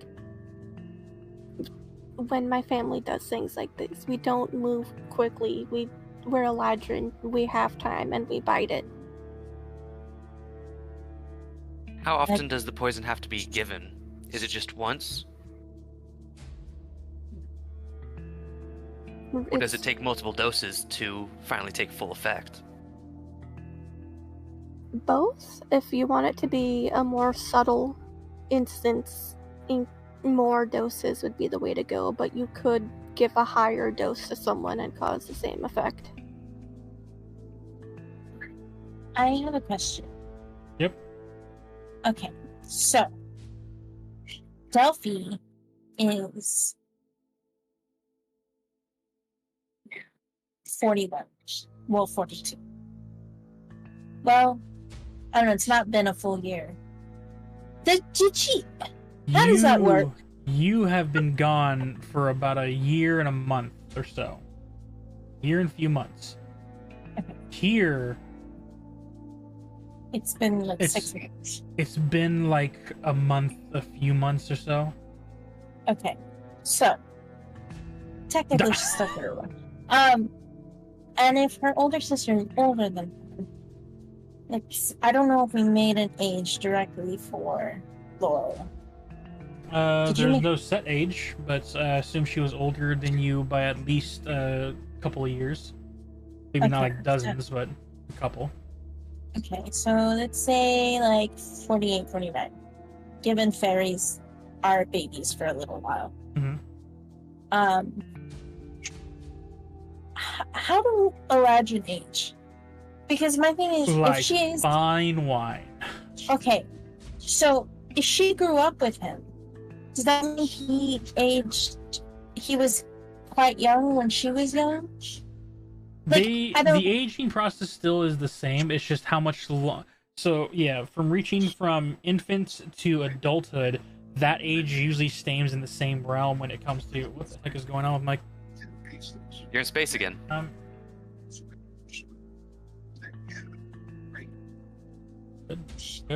Good. We're good. Age basically works for all creatures that can live up to 1,000. They reach adulthood like normal, and then after adulthood is when their actual bodies slow down, but the years still pass. So they would have been in the same age range when they grew up together. I don't know how old he is, but you guys grew up from kids to your adults, and then from there, you stopped physically aging, but the years are still moving forward, and you're slowly aging. So he's confirmed baby Eladrin. He's young. Yeah, he's as young. He's an adult, just like Laurel, but it's compared to you, young. Okay. This explains why I do not know him. You do not recognize him. Yeah. By the way, I do have a thought process I am going on with these questions. Just letting you know, yes, I am trying to figure something out. Oh yeah.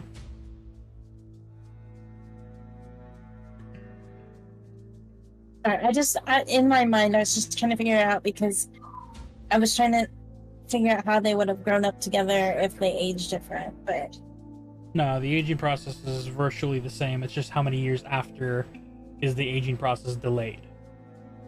okay. Yeah. So, for story's sake, we'll say she's about 48 then. Because I'm 41, so we'll make them 7 years apart. Okay. Well, that's really not a lot to fairies.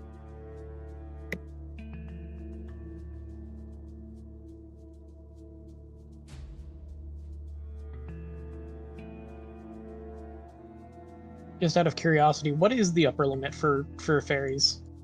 The upper limit? Yeah. What do you mean by that? Like what is like the highest age they can get to before they just don't live anymore? If I remember correctly, they can get to the 500s. Okay. We're still in our like adult, like young adult. No, I know. This was just I was curious. I So I have a asked. question as well. What is the upper limit for Eladrin? Ladrins Yes. can get to the thousands. Our elves get very old. It's Elves also yeah. get very old, yeah. It's wood elves also live for thousands. Yeah. The Ladrins would have a leg above any other elves, even high elves, because the Eladrins were the first elves. With the Fey magic and how it affected them, and then the other elves throughout time, doing a whole history check of the elf race chat. Bear with us if it doesn't make any sense. They were a more I don't even want to sound offensive. They don't have that pure blood that the Eladrins did. So Eladrins can live even far longer than high elves or wood elves. They have that potential, as long as they don't get murdered or sickness. The reason why I think I don't have very many family members is because most of them die in battle. That is more than 98% accurate.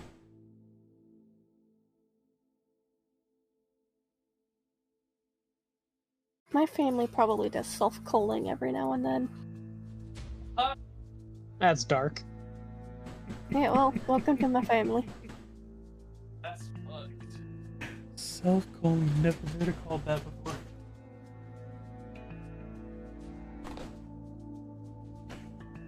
Large numbers are bad for assassins, so Yeah, depends on how you look Yeah, at it. they gotta,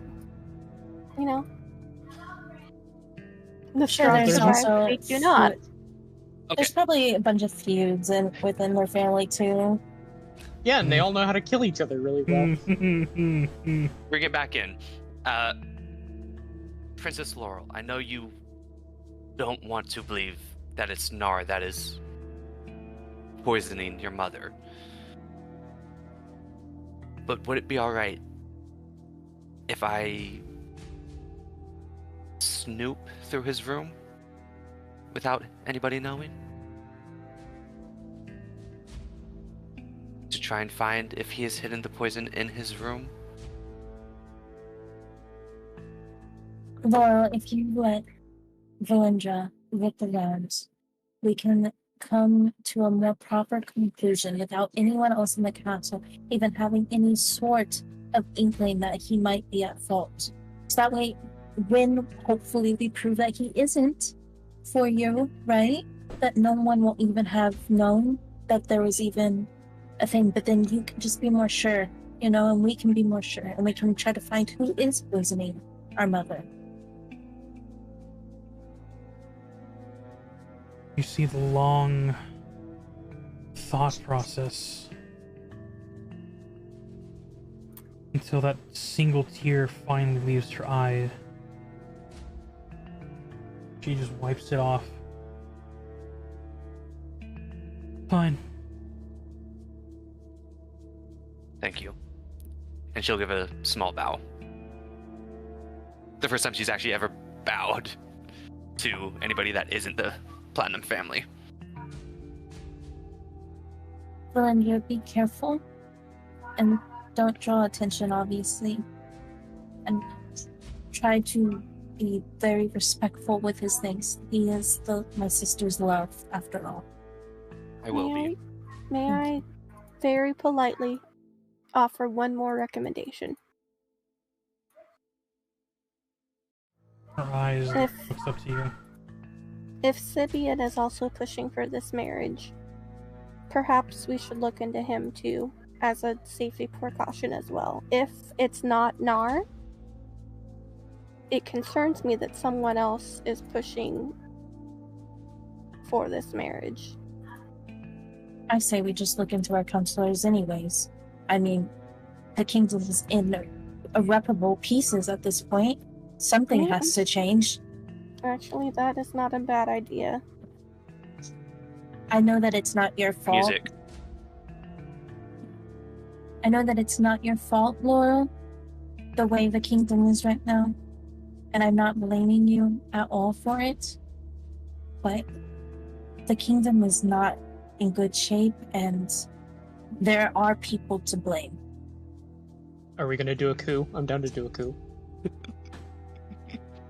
Of table, and I feel like if we don't, eventually the people will, and that will be way worse. Let's do a coup. Be like the France of the Feywild. And I have We're my doing title. Our own Boston I have my tea. title for this episode. What do you call that? Let them eat. Delphi, give me a food. Let them Cobbler. eat fruits. Let them Give eat me waffle. cobbler. Let them eat Yes, waffle. waffles. I love waffles. Wait, hold on, Delphi. What do you call it? The French France of the Fey. Wild. Yeah, the French France of the Fey. The France of the Fey. France of the Fae. Yep. Bonjour. Bonjour. Je parle Leia. Oui, oui.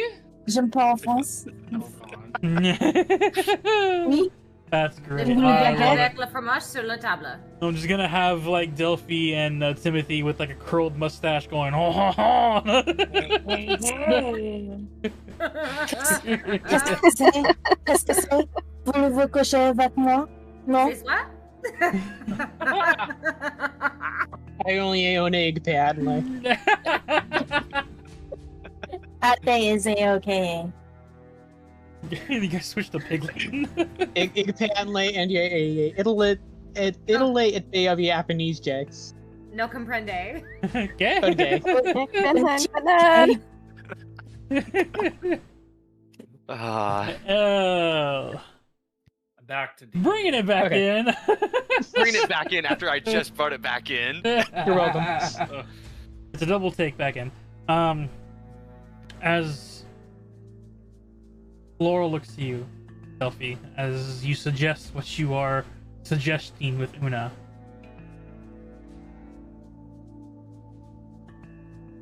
If you are going to do this, sister, then you have one danger and one hard decision to make. The hard decision is that Oscar is part of that council. We shall look into him as well.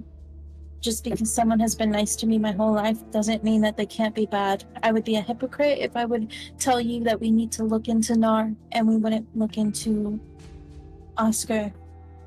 He may have been like an uncle to us, but that doesn't mean he couldn't have bad intentions for our family. We still are royal and have power, and unfortunately, that is something that we must always consider. I'd even look into all of my friends if I thought of that it would be pertinent. Oh, clearly you haven't. This one's a poisoneer. Well, I wasn't aware that I would have needed to look into them. I'm doing my best to live an honest life, okay? I said I'd do the truth spell. I left the Feywild in this family for a reason. Why? Because I didn't want to keep killing people. Keep killing? Yeah, my family is poison. We're assassins. I feel like I have explained this. I'm sorry, I'm not trying to be rude. You When I say my family is have killed poisoners, many. I was a part of that family. That's what we did. Sister, but on the walls of the castle, life is hard for many people, and they have to make decisions. And some people are bad, and some people walk away from those bad lives. It's easy to sit in here and cast judgment when we had to live out there. I've had to go out there, and I've had to defend my life and kill others for it. The world is cruel. What? You've killed Delphi? Unfortunately. But You've mentioned killing the hag. I'm sorry, I'm not trying to be rude, but I just assumed that your party members did it. I didn't know my sister was involved. desperate times call for desperate measures. She was sent to the Platinum Star to study and create a bridge between the Feywild and the material plane. More, she like sits down on the bed and she pulls her sister like into this like sitting next to her. Our mother gave us those coins for a reason. Mine saved my life. Technically, it saved the life of a child, but throughout the long route of a story, my life ended up getting saved too. She wouldn't have given us those if she didn't know how cruel the world could be. I mean, me and Timothy were attacked as soon as we got to the city. They've done their best to keep us safe here, but now that she's sick and father's gone, the dangers of the outside are creeping in, and I fear that some of them already have been living it within our walls. And so, I understand it's a lot to take in, but you need to cast judgment on the people having to take the lives of others, because a lot of the time, it's in self-defense, and that's just the way the world is. It's cruel. We do our best to save those who are good and to defend our own lives. There are a lot of evil in the world. And these coins also symbol something else. I'm afraid that the hags are tied to our family. As much as Una is tied to her family of assassins. In order for our mom to be with our dad, she had to make a deal with a hag. And now the hags seem to have vengeance, or I don't know. It's a lot, I understand. But we need to get all of this sorted so that way we can sort that. Because you're right, the dangers are coming. They are. But we need to take care of this. And so I really, on everything, need you just to start trusting us. Please. I fear for our kingdom if we don't. If you and I cannot unite, our kingdom will not make it. And in order to unite with me, I need you to understand and at least give my friends a little bit of trust. They've saved my lives. We saved Platinum City. We saved tons of children. We've killed a hag. We need you on this. You are, if not the most important person that we need with us right now. Okay? Okay. Okay. First things first, let's try to make sure Una can get what she needs to save our mom. But we also need to keep it hush-hush. Valinja needs to look into people, and we need to make sure we keep everyone as if we are just dealing with normal problems and not give them any reason to suspect that we are looking into any of them. That is so important for you, is to just try to be the best future queen that you can be and try to continue to fix the kingdom in the ways that you can right now. Okay? Okay. You got this. You're strong. You've been waiting your whole life to be queen. Show them what you got.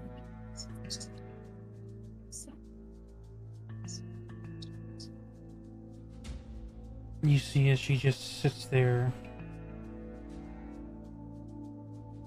waiting. Process.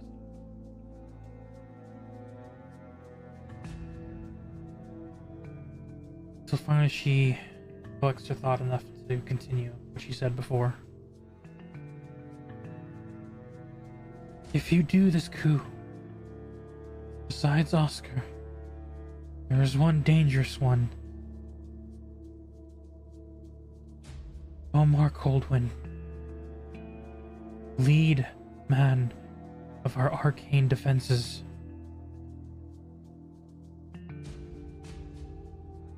He is powerful. We do not want him as an enemy, Delphi. If he is already decided to be an enemy of the kingdom, then we will take the measures we need to.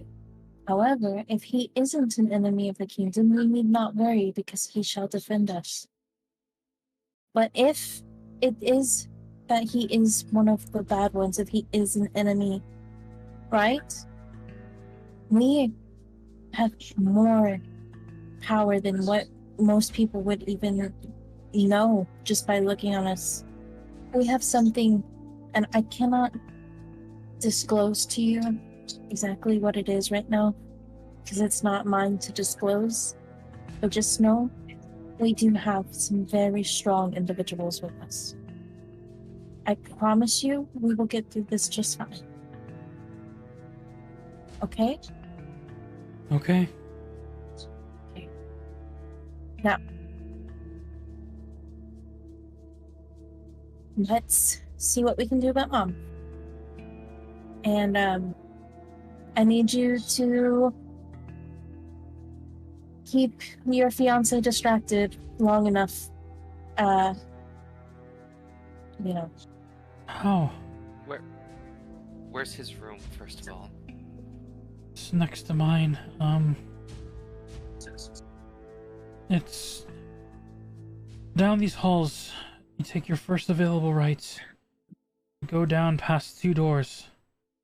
You see the golden insignia of our family crest. That's my room. Next to it, there's a silver one. It is his temporary room, where he's been staying for the past few months.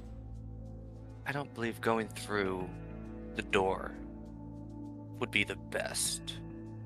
He likely has it trapped, if it is him. An alert, perhaps.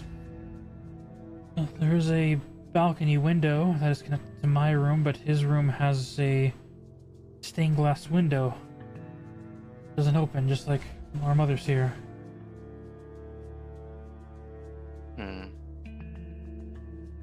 Do any of you know mend? I have mending. Good. Okay. Well, I will have. I hope it's all right. But I'm thinking perhaps go through the window. If you're going to scale the buildings, you have to be aware our aerial archers will arrest anyone who is deemed breaking in. Then I suppose I shouldn't be seen.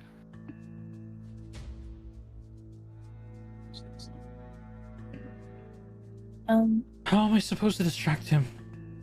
So I actually have an idea. I also have one. Okay.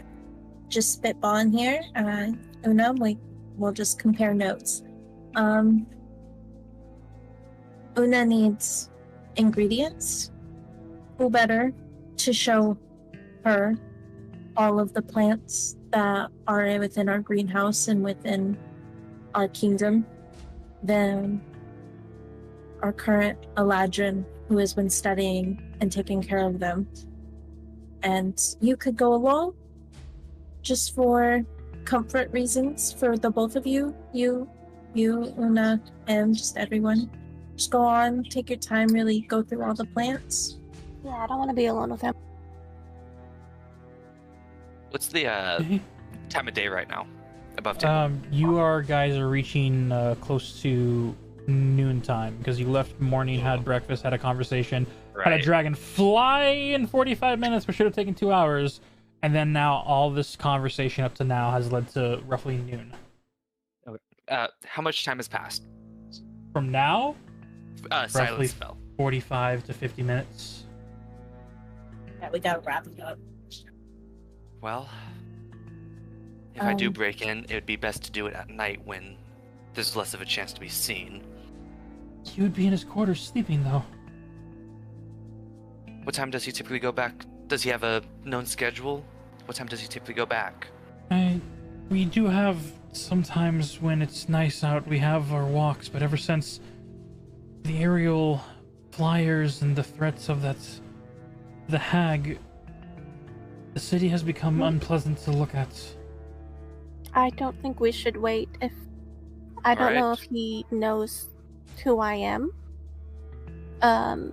But if he even suspects that I might be a missing member of that family, I wouldn't. If he is wrong, or sorry, if he is who we are concerned he is, I would not be surprised if he went out of his way to hide anything he didn't want found.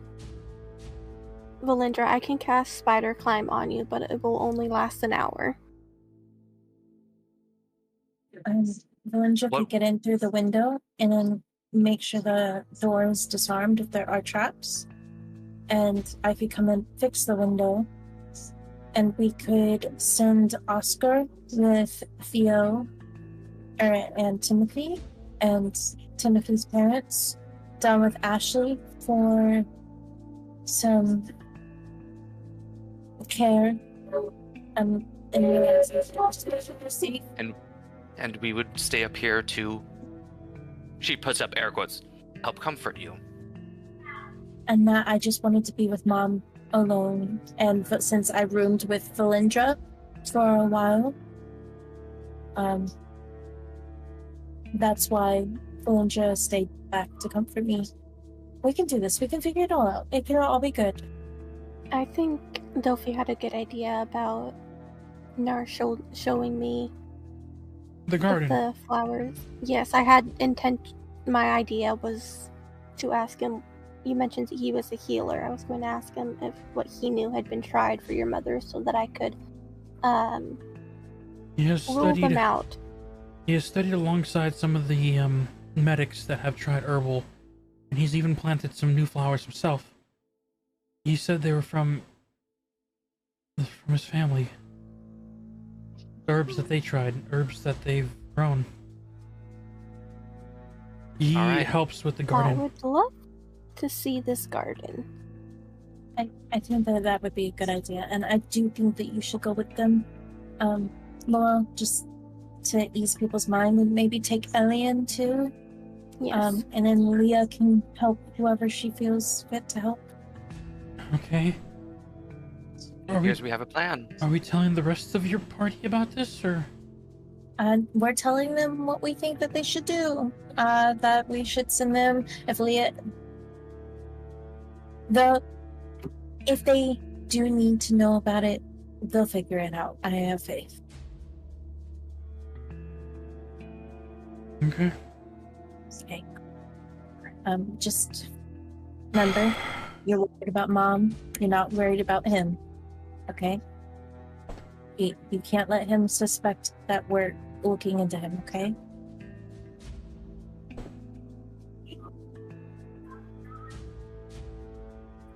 You see as she takes in first the deep inhale and exhale, and you see the panic is still on her face, and you see her nerves, her hands are still shaking. And then the second inhale.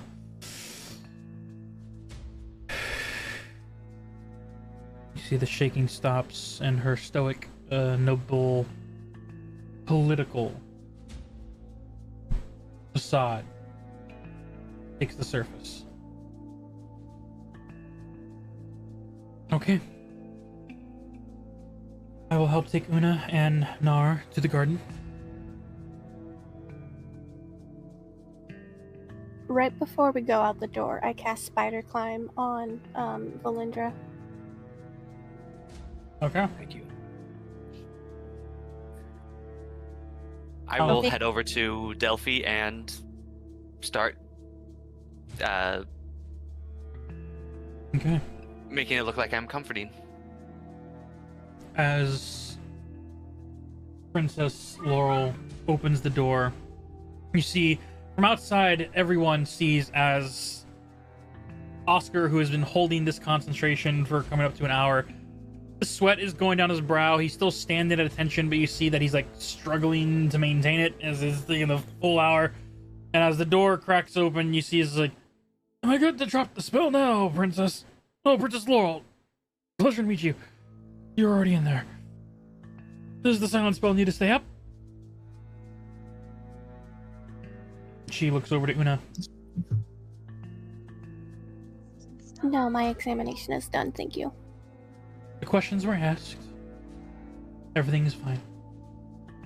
We're going to head to the garden to see if Una can use any herbalists there to help remedy the situation. Arca, can you join us? Of course. It's out back. It's gonna be a little walk, but we can get there. You see as Oscar finally drops the silence spell.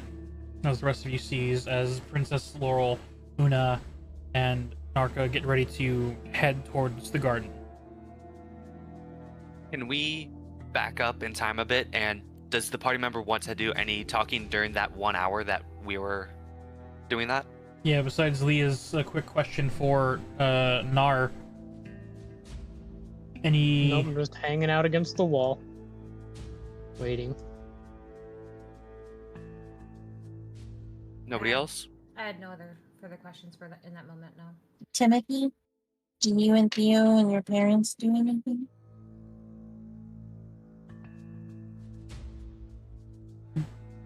Oh, no. You're muted. He's talking, he's muted, yeah. Not that I know of. Okay. I just wanted to give the option. Yeah. Alrighty. Okay. So, while they like have that initial conversation, Delphi's trying. She's like making herself cry by just like thinking about her mom and like her dad and like all sorts of sad stuff. And her wings start to turn like the sad blue again. And she gets up and walks to the door. And she says, Oscar, Yes, Princess. I want to spend some time with my mother.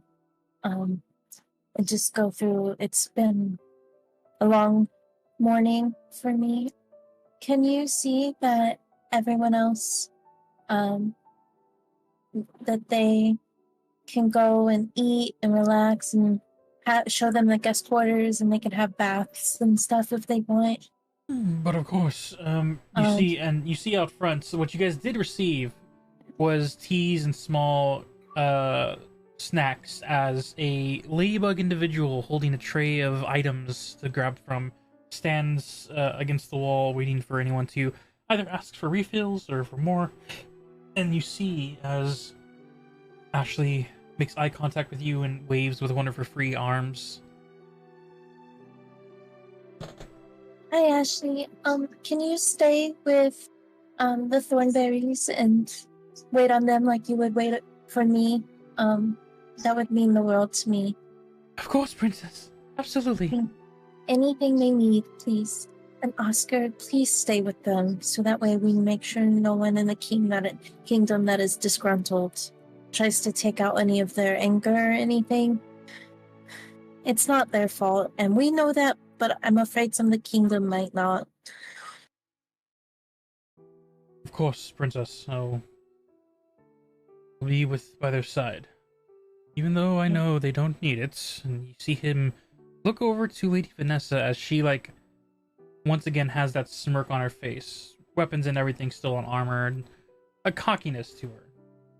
I know, but I trust you so much, and I care so much about them, that it would ease my heart as I am here with my mother.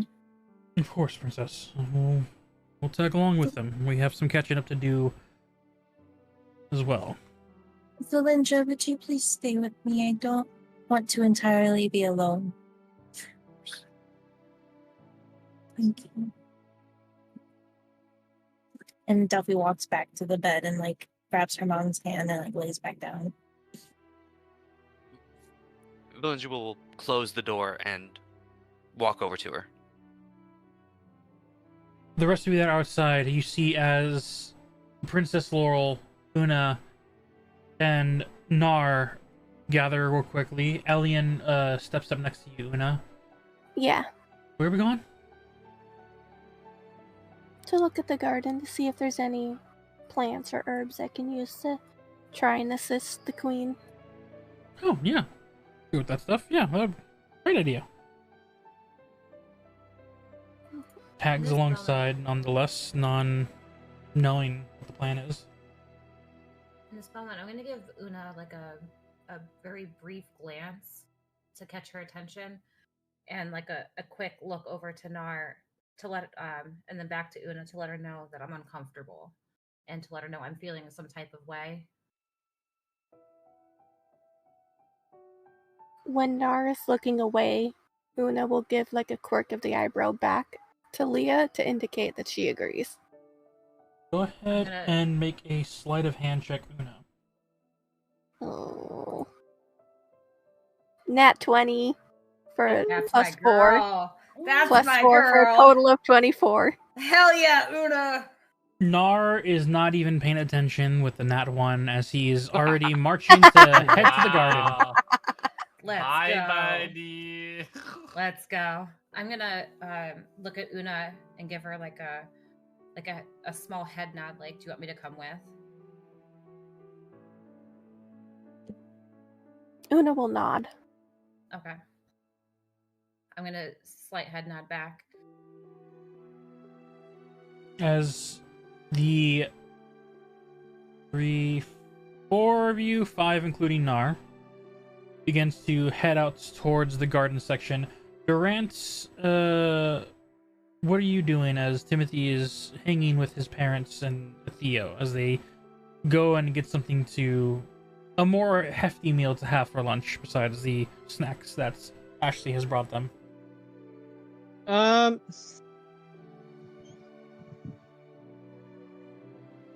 There's 3 groups: lunch, garden, and mourning? No, she's not dead.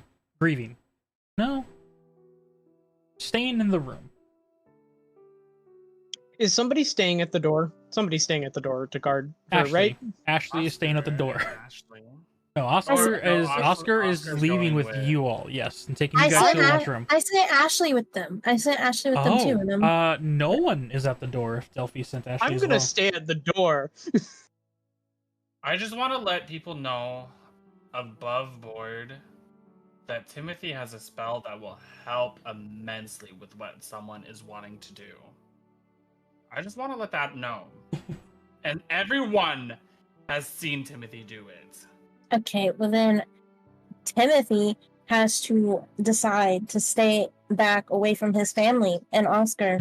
That's something he said he didn't want to do. So But Timothy doesn't know what you guys are doing. Yeah. I'm just trying to let you Exactly. guys know Yeah. that Timothy has something that you've all noticed and seen him do. Yes, but But Timothy should have been unfortunately, noticing these looks that Leah and Una are exchanging then. Okay, well, I have my family, and then I was told to be out of the room. Well, It's you should a be se- noticing that Una and Leah are it's a exchanging secret looks right now. operation. There's no clear forms of communication right now. So nobody you know, has send message or anything like To be that. fair, Elian is in the dark. Leah only has a clue because she made a comment towards Nar. Durant is just standing at the door to be the guard. Yeah, because There are this many is fucking, people that are just for one lost thing, in all I'm- this. For one thing, I'm incredibly suspicious because why the heck you would not leave a princess alone, unguarded, with the current queen who is in a coma. Yeah, it was the orders Not of the wrong. princess, and it seems like Oscar has a emotional attachments to them, and he will listen to their orders. These are bad orders. or you know, don't be a robot.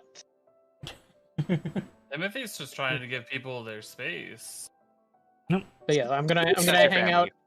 I'm gonna hang out at the door and All not right. gonna let anybody in. to be fair, Delphi wouldn't have thought to include you because one, you're keeping Oscar, you and your family are keeping Oscar and Ashley away from me so I can help. And Valindra can get in there. And All I need to do is touch somebody, and it lasts for an hour. and that's fine. But how you said that you wanted to be with your family, you weren't letting them out of your sight.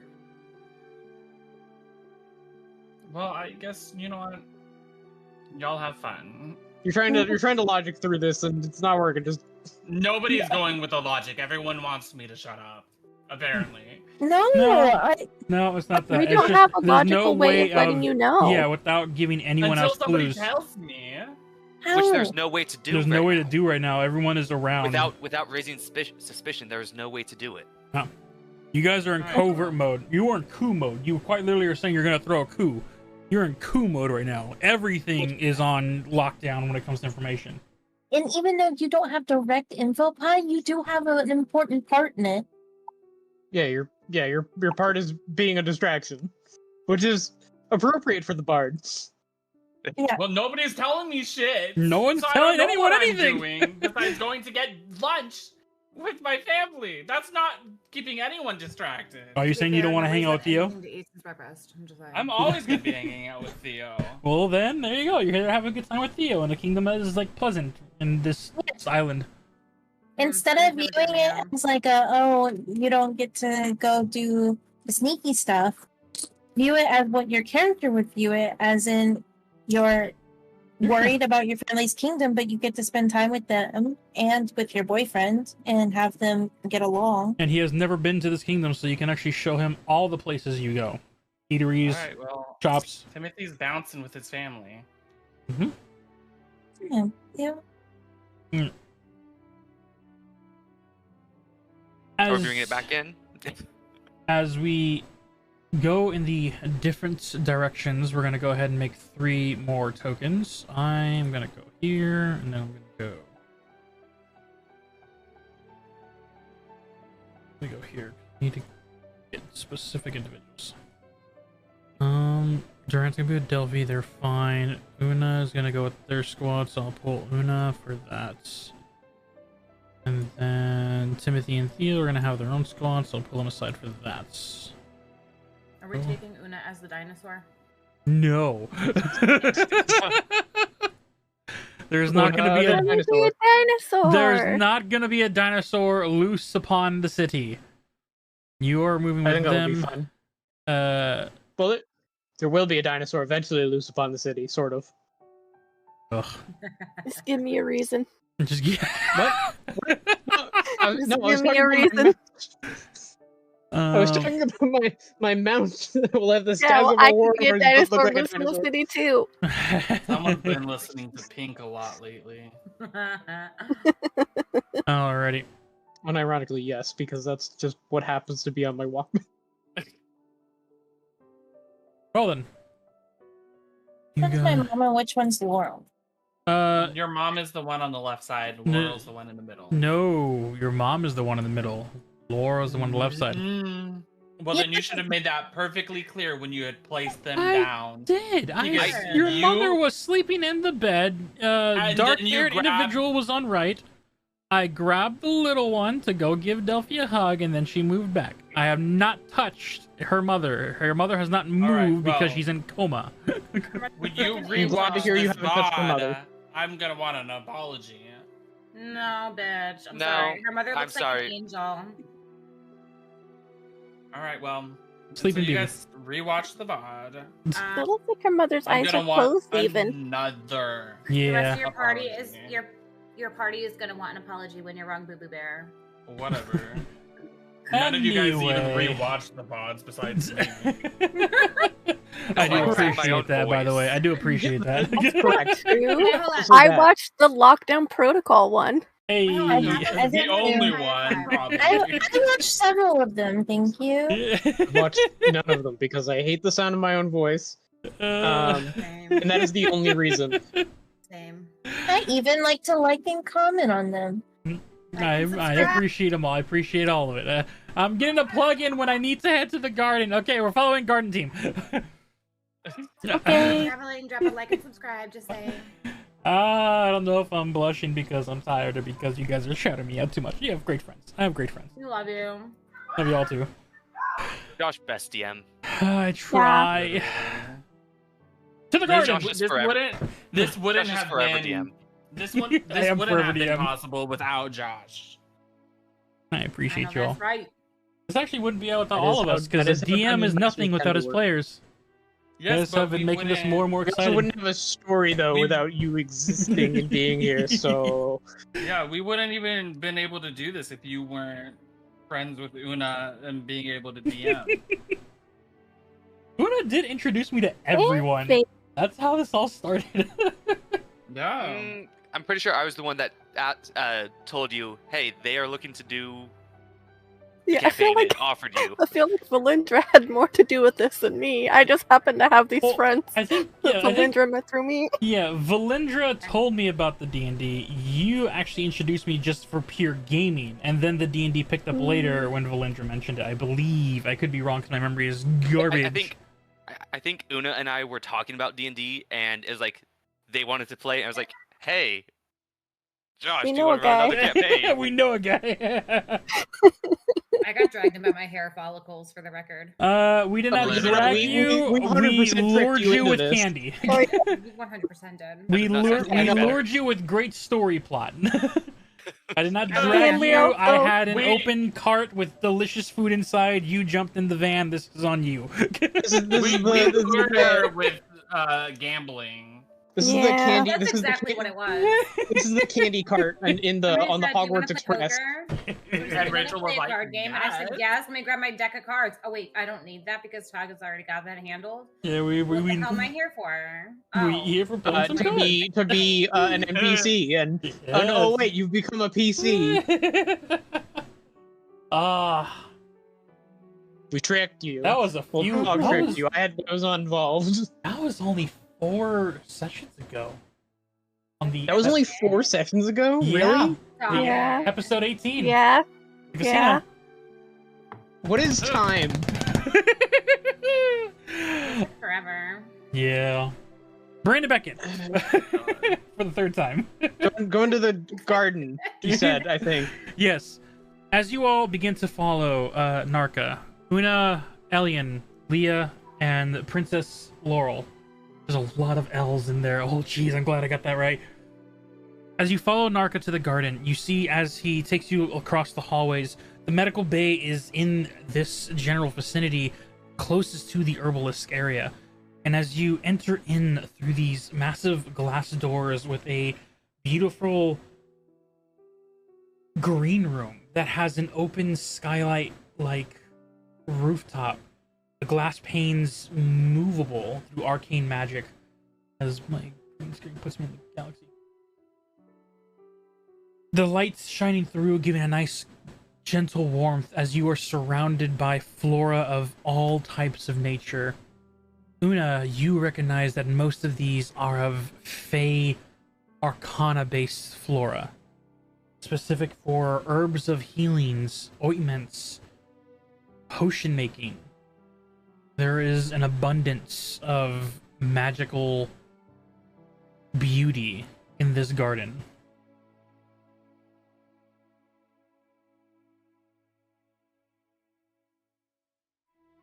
As Narka turns to you, what flowers are you looking for in particular?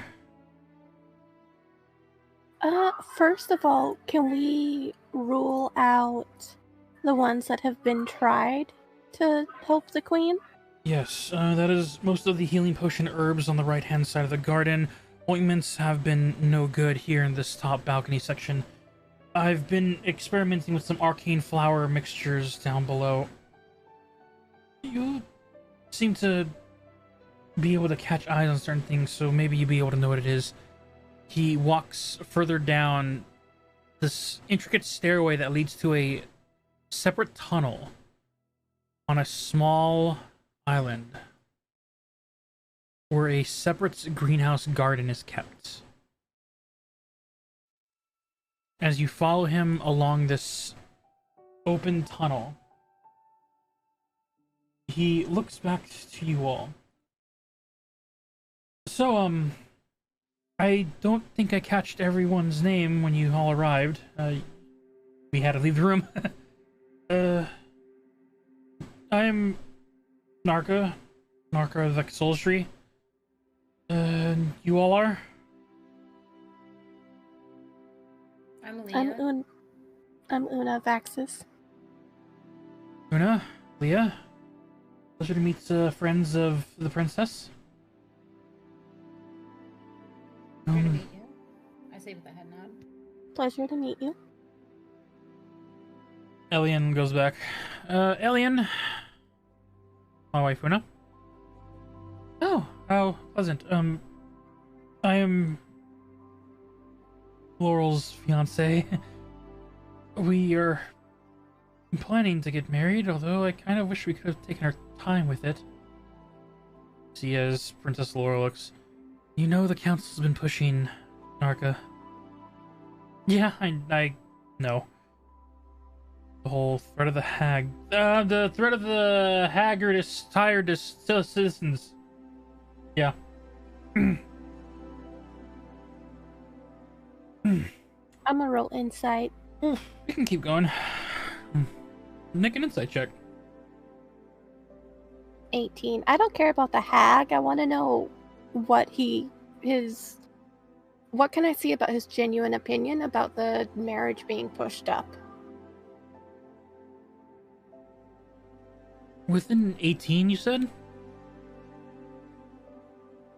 Yes. Within 18, you watch as this individual, besides his facial expressing every now and then getting a stern look of not of upsetness, anger, but more of focus. Conversations that lead to either talking of the marriage, Laurel, or the family in general, it seems to get him flustered. Just like the best you can describe is an individual heartstrung.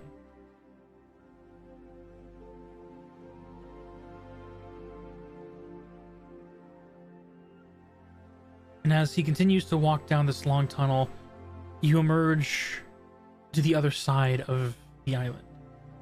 Here, a separate arcane doorway separates the tunnel from the interior green room. And as Nar approaches, you see as he uses his fingers as an arcane purple light emits from his fingertips. As he draws a symbol, and as the sigil goes over the door, you see the door glow and then open, sliding glass doors. First time you guys seen anything of this type of technology. As he then walks inside, you guys can feel the presence of arcane mana in the air. And Una, you recognize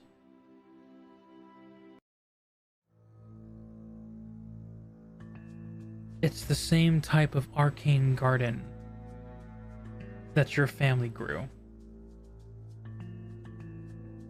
Magic gemstones embedded in the soil, each with a different purpose. Partially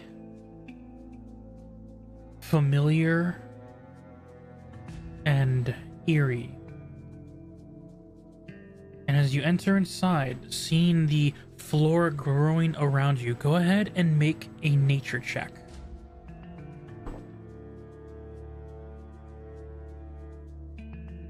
5. I feel like I should have an advantage if I recognize this shit.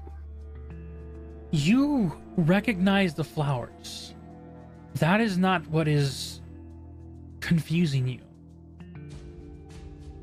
It's the arcane stones being used. You see stones that's you've never thought of using, especially not for one who wanted to create poisons. Recovery gems, amplifying enhancements. He's boosting the effects of the flora, making them stronger. As he enters inside the garden and you all follow in, Elian looks around and is like, oh, this kind of reminds me of your place. Great minds think alike when it comes to flora, I guess. How close am I standing to Elian? You were walking besides her along with the others. Could I like kind of grab Elliot on the back of the shirt, kind of like a? Just make a sleight of hand check.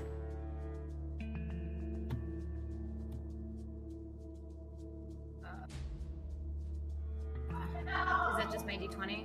Yeah, roll a d20, add your sleight of hand. 19, sleight of hand. 3. My brain is running super slow right now. You're not the only one. My brain is keeping up as best as it can.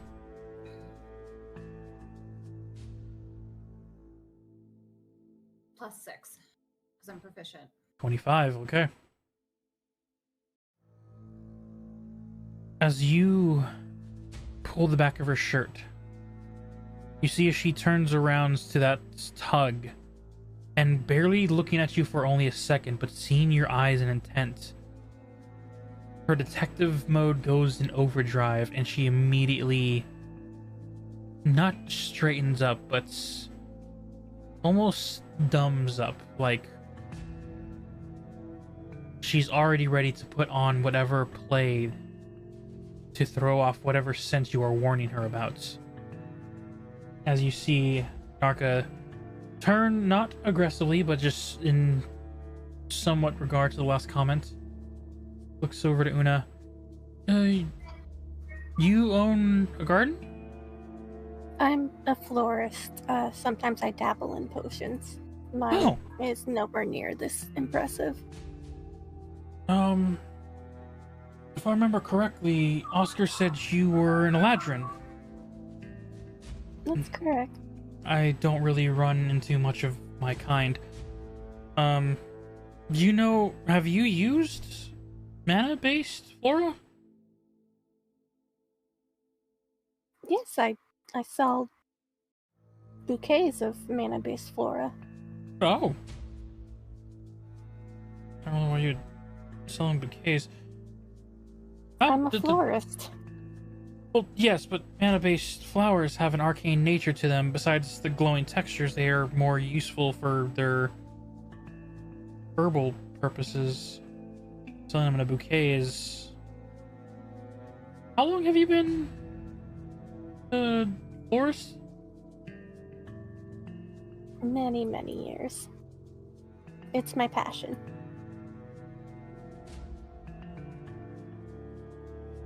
When I moved to Platinum Star City, I saw that they only had the Mortal Realms flowers and thought I could bring something unique to bouquets.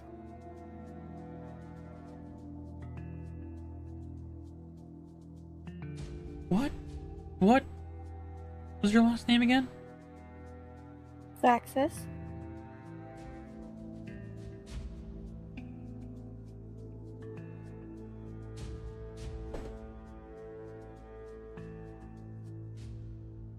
Huh. That can't be. This is the section that we haven't tried out yet. I just I've been growing these for the past weeks. The arcane mana stones inside help grow the flowers more efficiently, but also in trapping the arcane natures to be able to use it to increase the potions given.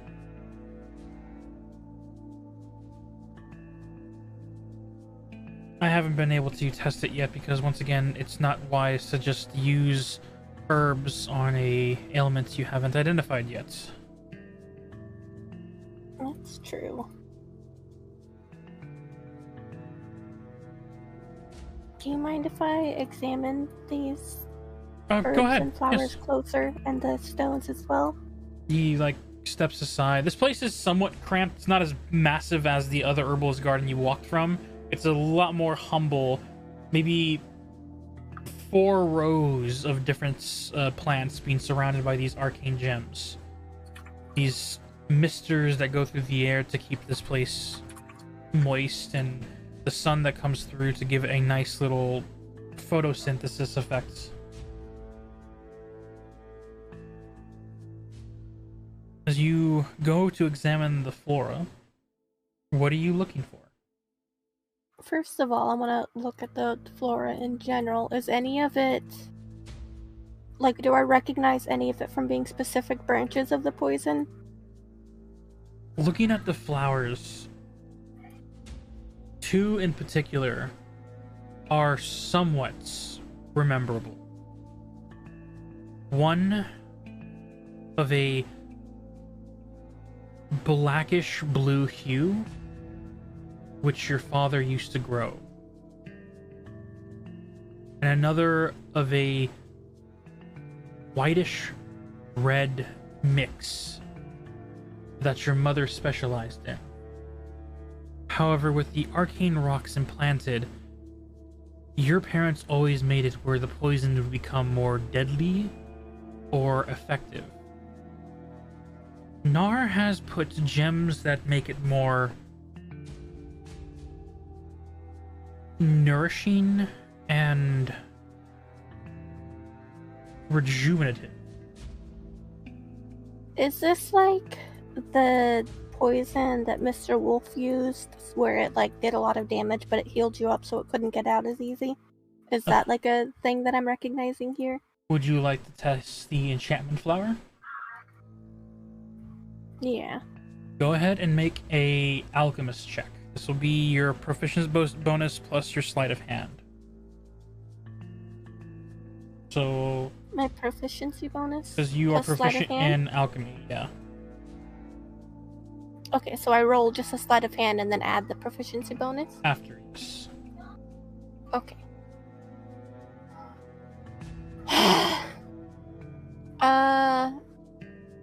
11.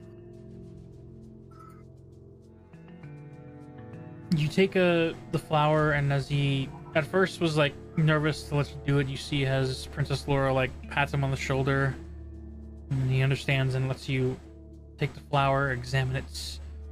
You study it, ground it up, use the leaves, try and decipher, and it is difficult to match. And then you see as Nar looks at you, that's not how it's supposed to be used. May I? Can I By all interject for means. 1 moment? I'm Yes. sorry. Can I use Master of Tactics to aid Una in examining these plants? What does Master of Tactics do?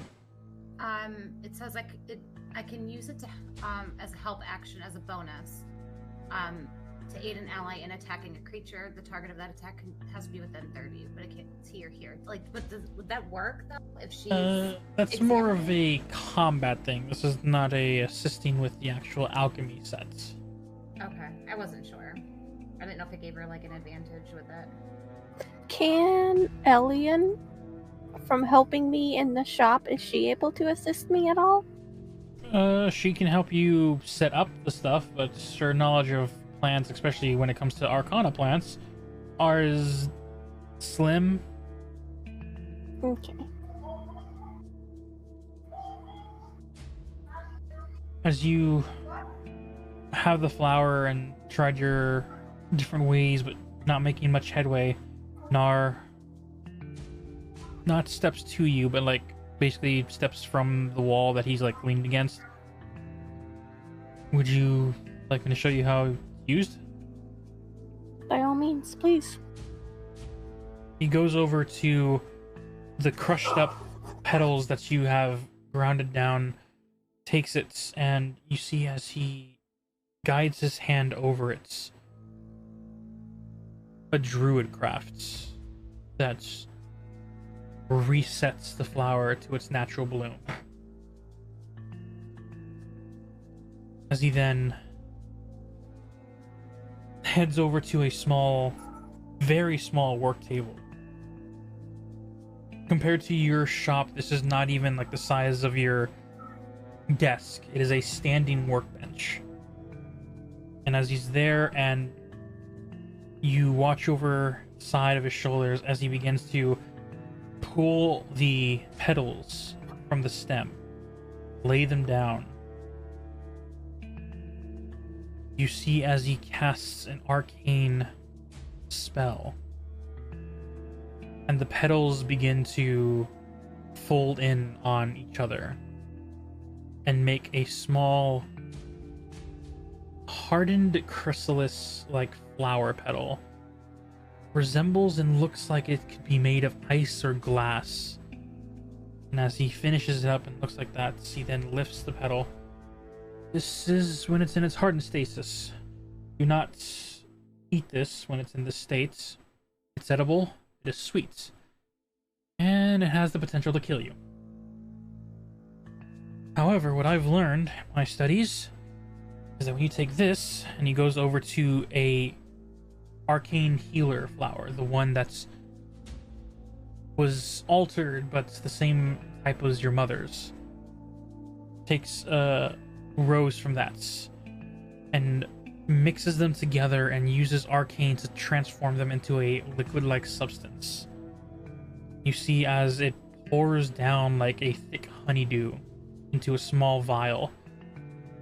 He takes it, and when he finishes the sequence and the items are used, he corks it and lifts this small, simple, yellow honey-like vial to you. This is a antidote for a very, very deadly poison. What could be used to kill can also be used to heal. You just gotta know right sequence. Of course, I can't test this on the princess or the queen because I don't know if this is what is affecting her. This has been my place to try and help. You see, he looks over to Princess Laurel. I'm not too skilled, but I try my best. Can I make 2 rolls? What rolls are they? I want to roll insight if he's telling the truth, and I want to roll, I don't know if it would be nature or arcana or medicine. Does it seem like mixing these plants, from my knowledge, would have the effect that he is describing, or not? This would be an arcana due to the alchemy used to create it. But which one would you like to inspiration to number? That's right. Okay. Everyone is fully I'm inspired. gonna roll insight first. Okay, make an insight. Thank you, Nate. Insight was 22. 22.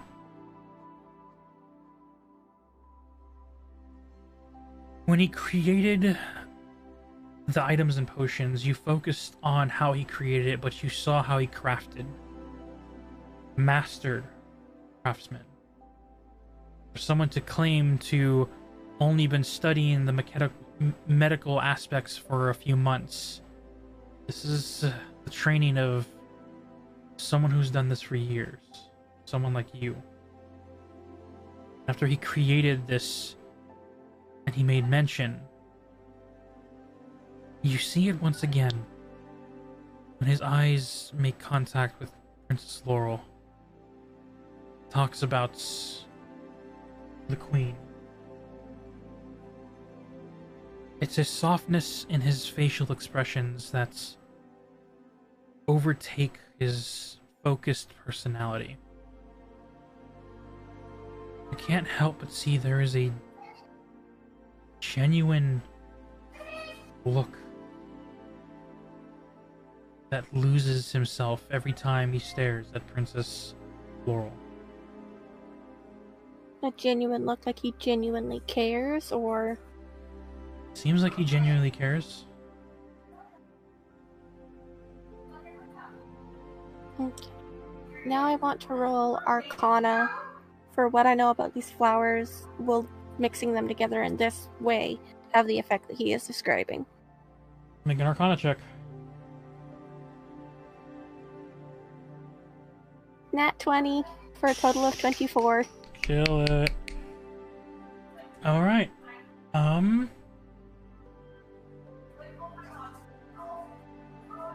There is a moment as you are studying this vial, and then it hits you.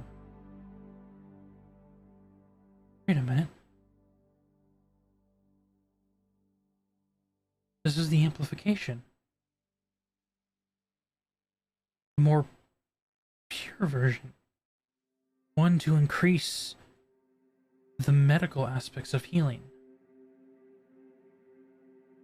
It is almost like the antidotes used from what the wolf had. However, this one is strictly purified and refined to cure.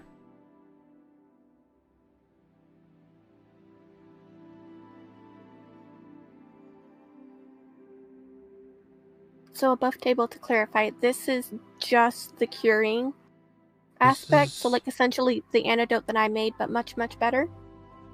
That is exactly what it is. Interesting.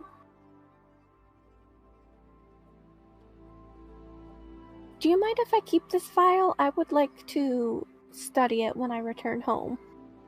Yeah, you can. The flowers here are difficult to grow, but if you get the right combination between the soil, the arcane mana stones, the amount of druid magic, you know druid, yeah, you're a florist, you know druidcraft.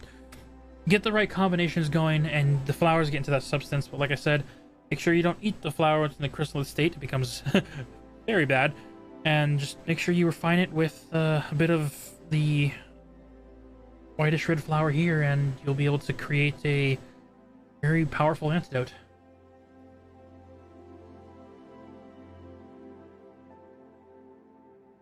Okay.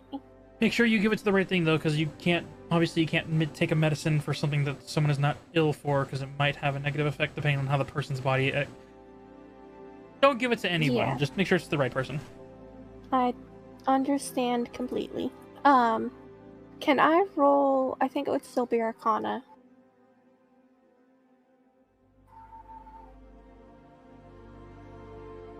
Hold on, let me figure out how to phrase this.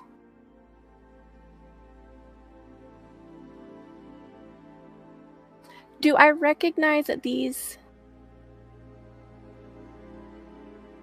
ingredients are these one of the ingredients? Because like we mentioned how in the past, or like in my family, they each had separate ingredients, and that like if you cured one, it would be harmful if the person had actually received the poison. Is this one of the... This is one of the antidotes for a specific poison.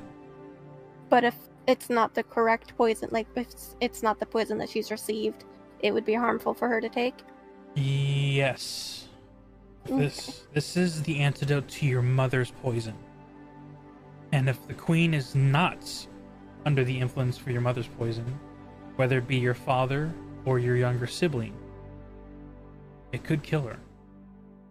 Okay.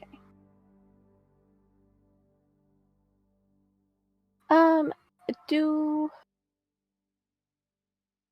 of the flowers, of the chrysalis flower and the other flower, do I recognize either of them of being specifically inclined to what Delphi's mom is experiencing?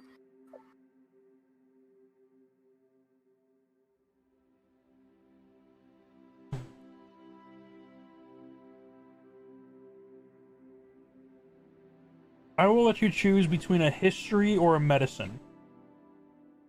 You're either going to recall the symptoms that your past family's victims went through, or you're going to try and take the symptoms that they would give from the old medicine and see if they match up with the queen's. I'm gonna do medicine. Go for I'm gonna use my inspo. it. Off the rip, alright. Fuck me.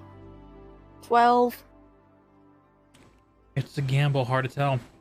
There's a lot of similarities even between all of your family's poisons. Those have made it hard to know. And hard to cure.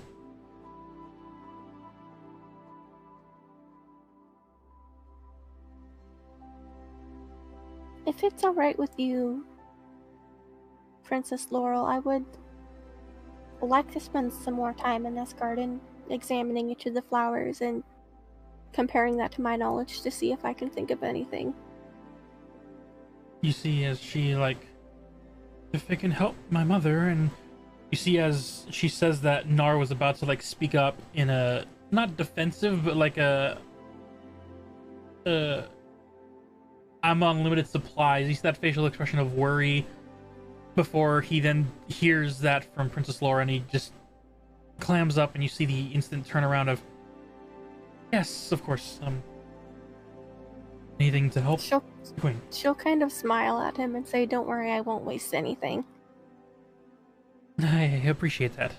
I can help you with any things that you questions or combinations you might need me to help you with until you Do learn. you have any journals or books about these plants?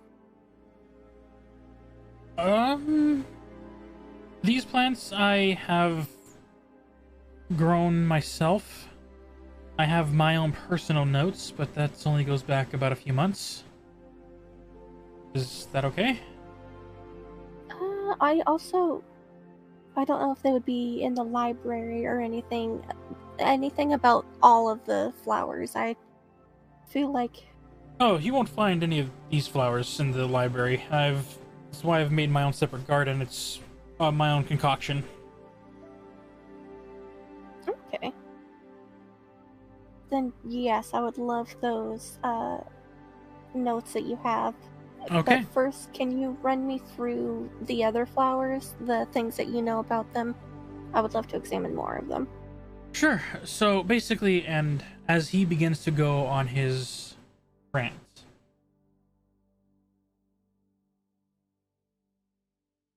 hopefully this is the right one.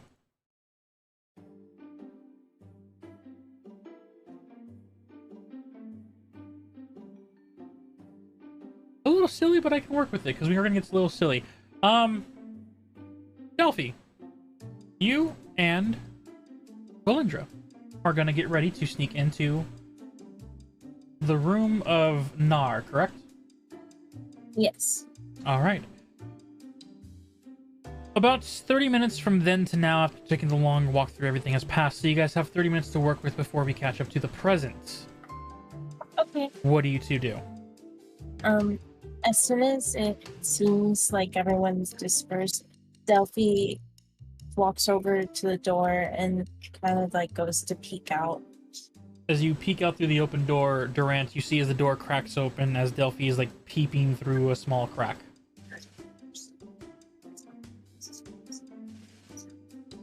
Delphi sees Durant, and so she kind of like closes. She like closes the door real fast and turns to Belinda, and she's like, "Durant's still out there." Durant, you see as the door cracks open, closes again quickly. I suppose it makes sense because that would leave nobody to guard the queen, your mother. Why don't you ask him what he's doing? And Delphi steps aside. All right. You're so fucking paranoid. We're on a mission. Okay. Valindra will go open the door, grab him by the back of his clothes and drag him in, and then shut the door. As you grab the neckplate of his armor and drag him in, you're like backpedaling, and Durant as he strength check. Yeah, I was about to say like. Yeah, you're a big paladin guy. You're not easy to budge. 13. Do you allow it to happen? Well, I wouldn't be expecting this to happen. Do I get advantage because he's surprised? Instead, Durant, you'll make a athletics with disadvantage because you don't know you're being backpedaled into a room. Which, okay. That's probably gonna be my lowest. Yeah, the other was a nat 20, so 12. Oof. As you You're making me waste my nat 20s on disadvantage. I'm sorry. As you get grabbed by the back collar, and before you even realize to register who's pulling you back, you like are stepping back into the room before you realize that it was Valindra that dragged you in as she closes the door. Hi, that was drastic. Yes, it was. You will be staying and guarding the queen as we do something. Do not tell anybody. You could have just let me stand there, and I would have been none the wiser. Yes, well, You'd have You're to about walk to say past Delphi. you. With another person in your plot. yes, but you were gonna see Delphi leave. Ah. Okay. Okay. So Delphi goes back to the door and like kind of cracks it out and peers out and sees that no one's there. And then she points to Laurel's door and she's like, "That's Laurel's room. The balcony. You'll walk in and go past the room divider, and the balcony door is right there." The room is to the first available right, 2 doors down, and then Okay. her room with the golden emblem of her family symbol. Well, What's okay. what does the inside of her room look like? Delphi, however, you visited your sister's room plenty of times. What does your sister's room look like? When you go in, there's like a room divider. So like, there's. So when you go in, I you just see like I just need colors. What is the primary color of, say, the bread sheet? Bed Spreadsheets. sheet. Spreadsheets. her tapestries and she likes the color yellow, so a lot of things are yellow. Perfect. Durant, guard the door. Done. Delphi. Nobody gets in. Hopefully not out either. Okay. Village will very carefully start breaking the window. Okay. Did we go to her room? No, he's just doing it No, from the I'm- glass window of the queen's room. Yes. I know what he's saying. Oh, Okay. This is Make a- me a stealth check. Perfect. This is Also, gonna go. there's no flying people like right near me, right? I'm confused. Make a perception check. I'm He- confused. she's- Hold on. Please stop, dude. She's gonna Okay. climb on the outside of the building to get to. I got that, but I thought that she was doing that from the outside of Laurel's room because she's going from Laurel's room to his room. The glass window we have to break is in his room. Oh, he's just Oh, doing it from here. I was gonna do it from here. That makes total more sense.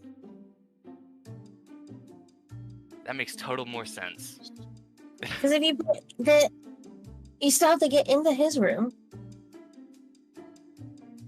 Yeah, and I was Is it- gonna spider climb to his room, but what you're saying makes a lot more sense. I was making this too complicated. So we have to go to her room, and then you spider climb from her balcony to his window. Okay. And then If we aren't saying this in character anymore, but in character, what you're saying makes far more sense than what I was planning. Well, I have lived here my whole life, so when you get into his room, check his door for traps. And if you can, let me in. But be careful of the flying archers. I will do so. I will proceed to her sister's room. I know nothing about this, and I'm gonna leave with them and be in front of the door All right. because it'd be suspicious if I was inside. Yeah, this music fits perfectly. All right. Make me a stealth check, Fondra. That's a natural 20. That's 31.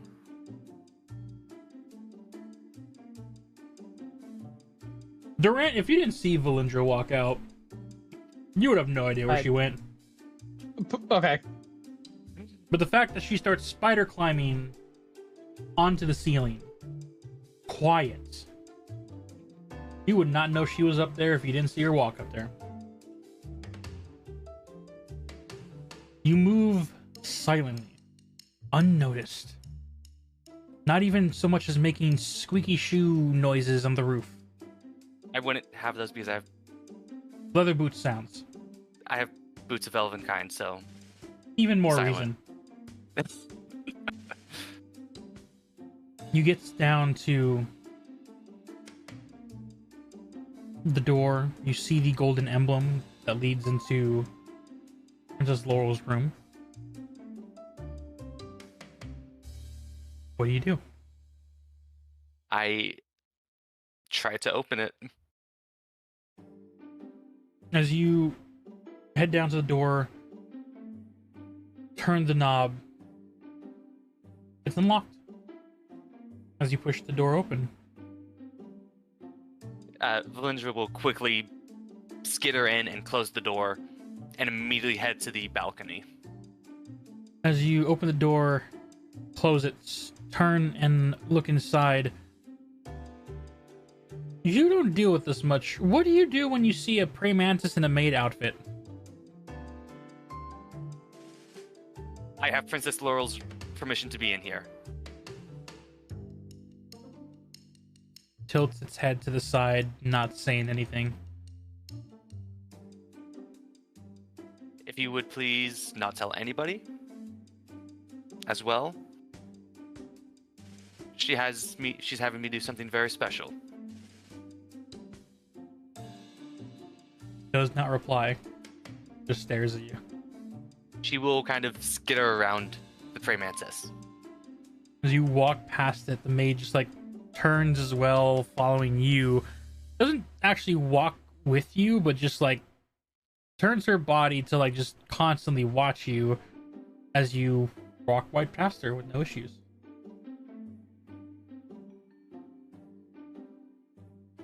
Valindra will go onto the balcony. Okay. Is there any flying people? Any flying Make a archers perception nearby? check.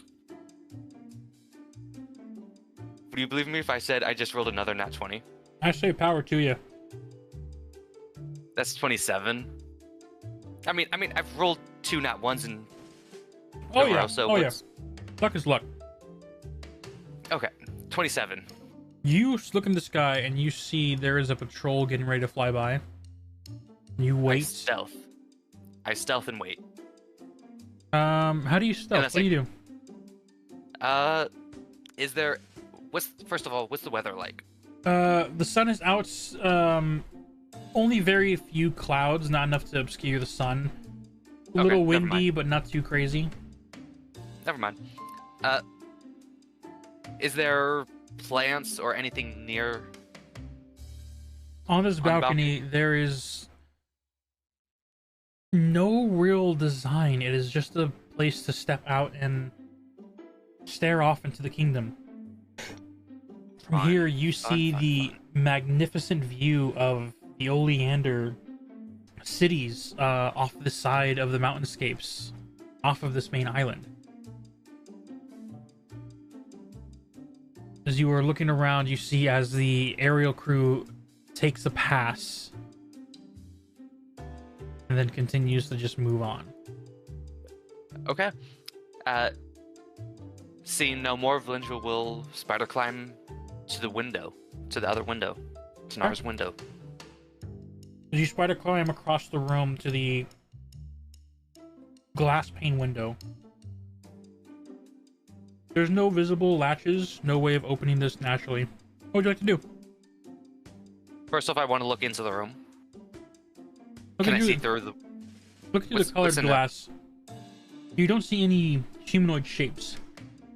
You see the bed frame, what seems to be a closet, a weird, smaller divider, and a more, not small, but you can tell the difference between Princess Laurel's immaculate room and this decently guest room.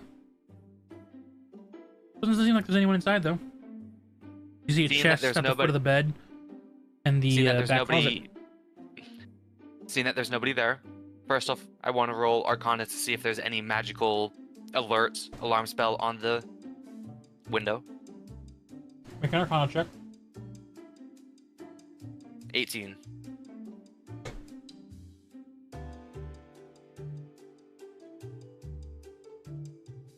You do not sense any arcana.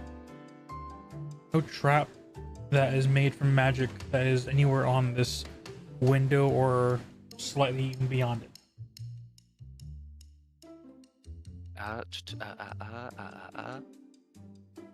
Using her cloak of elvenkind and putting like the hilt of a dagger in, she's going to try and, as quietly as she can, break the window. Make a stealth check.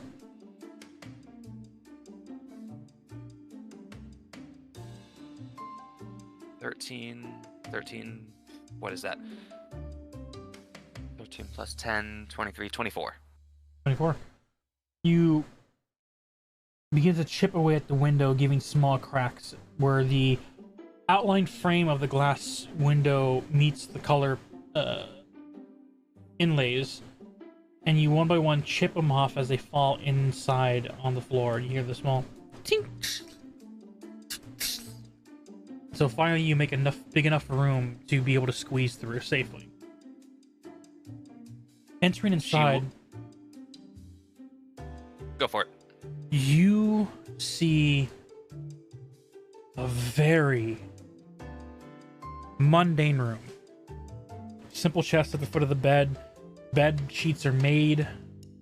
Reddish silk outline. Yellow tapestry paintings. And a small backpack. Like a hiker's backpack. Just on the desk in this room. Next to the closet. Fun. Valindra will go up to the door, and we'll try and see if there's any traps on that. As you walk to the door, make a investigation check.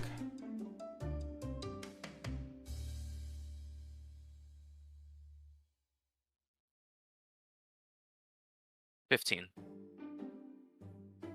15. Nope.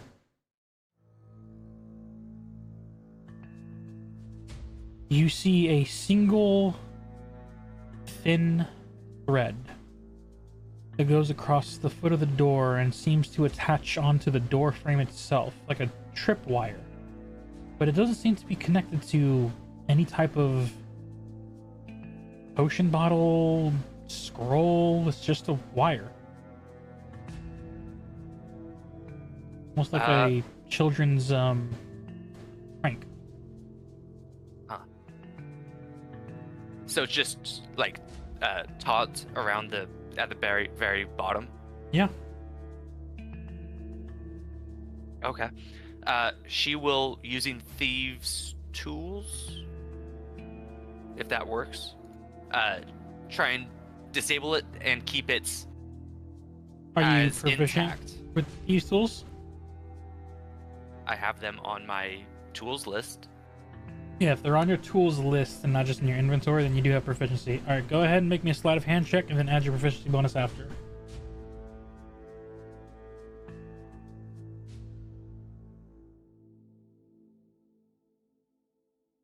$23.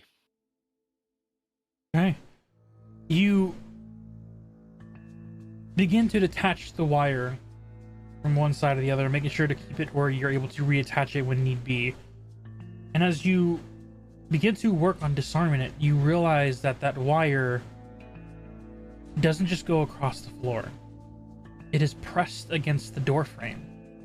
And as you follow it up to the roof of the door, you see the entire door frame has this thread strapped completely around it. And as you disarm the trap, making sure you're able to reattach it when need be, you can't tell what kind of trap this is.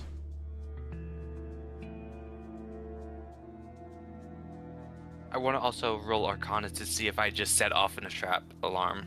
Make an Arcana check.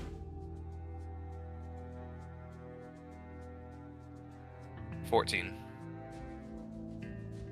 Sensing the area, the frame, and the cut that you made on the wire, nothing seems to have gone off.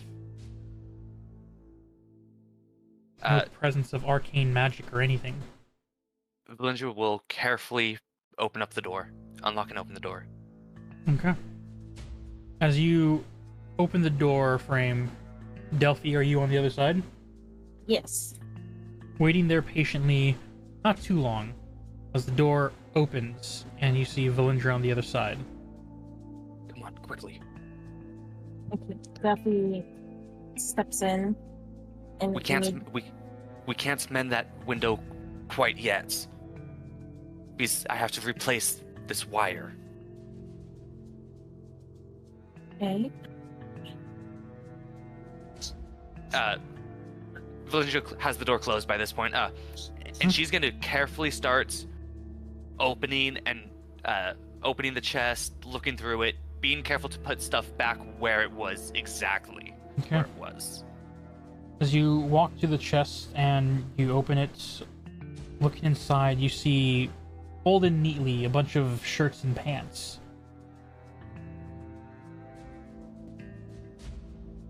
You start rummaging through them to get to the bottom.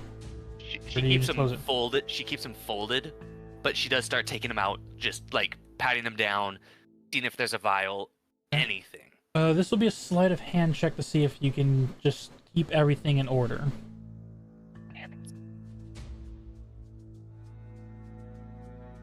21. As you are moving the items around, trying to find the right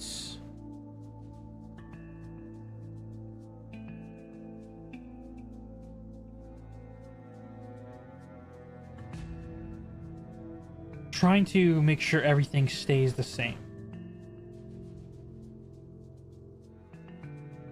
You can't help but notice, just before you reach the last pair of pants, there is a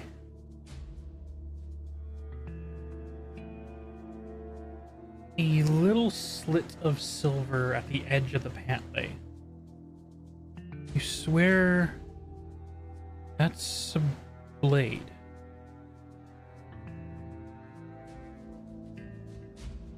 There's a blade cut into the pants.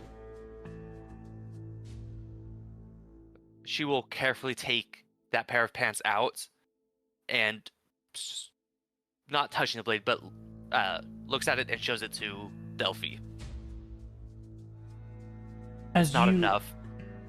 Sorry. Lifts the pants to try and reveal the blade underneath, you see the blade is almost knitted into the pants, like if it was its own trap for anyone who just tried to rummage through. And you can't help but notice that there is a small, thin line of black just perfectly at the edge of the blade, not running over, not leaking, but it's reflective. Would I be able to tell if this is poison? As I fix my camera, doesn't want to get fixed. Joy, you're able to make a medicine check if you wish to see if it's in decipher it to be poison. Okay. As you take this and run it against the floor, you notice there is a liquid that ever so cleanly wipes off the blade. There is poison on this blade.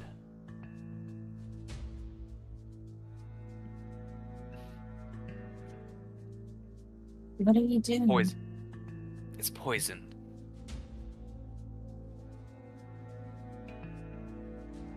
Say is a poison blade on his trunk. Sorry, you're a little quiet. What was that? He has a poison blade in his trunk.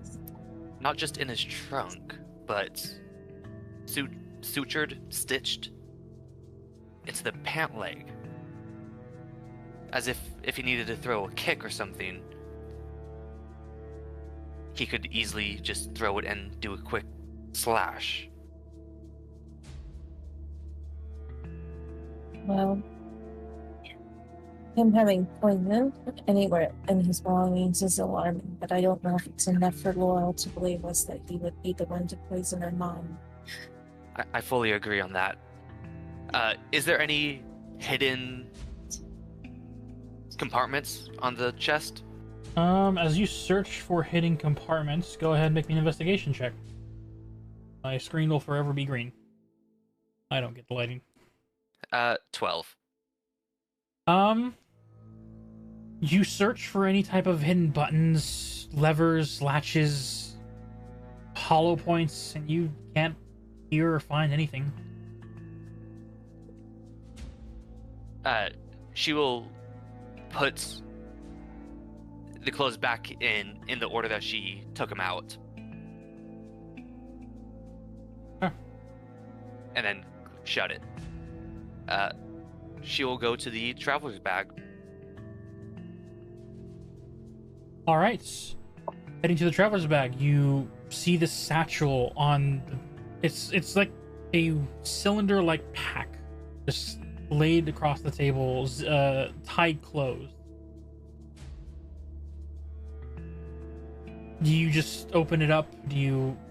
What do you do as you see it on this table? Sorry, repeat that. I looked at chat and saw numbers and was like, that's good, but I don't have anything to actually collect poison with. Yeah. It's a cylindrical, like, travel bag. It's tied shut and just laying across the table. Looks like has a leather-like outlay. The strap itself is toughened, used, worn. Like it's been seen its fair share of travel. Okay. She will carefully open up the travel bag. Okay. As you pull open the strings and pull it apart, Delphi, where are you standing? I'm over by the window. While Valendra was going through the stuff, Delphi has picked up all the pieces of the window and is just standing waiting. Cool. Valendra, I need you to make me a dexterity saving throw, please. Motherfucker. At least Dex is my fucking best. Yeah. That's a dirty 20. As you pull open the slits of the rope and then open the bag ever so slightly, you can't help but hear a snapping of a rope or a small thread, and instinctively you pull the bag away from your face and you see as 3 needles silently stick to the roof, which would almost have been your face. Jesus Christ. Sorry. Whatever the curse word is, Who is this Jesus Christ? exactly. Siphathar's dam. Perfect. Damn it, Siphathar. Siphathar, damn it. Valendra will gently put down the bag and go up to those and spider climb up to those needles. The 3 needles are embedded into the wall, and you can't help but already notice that there is liquid leaking from these needles.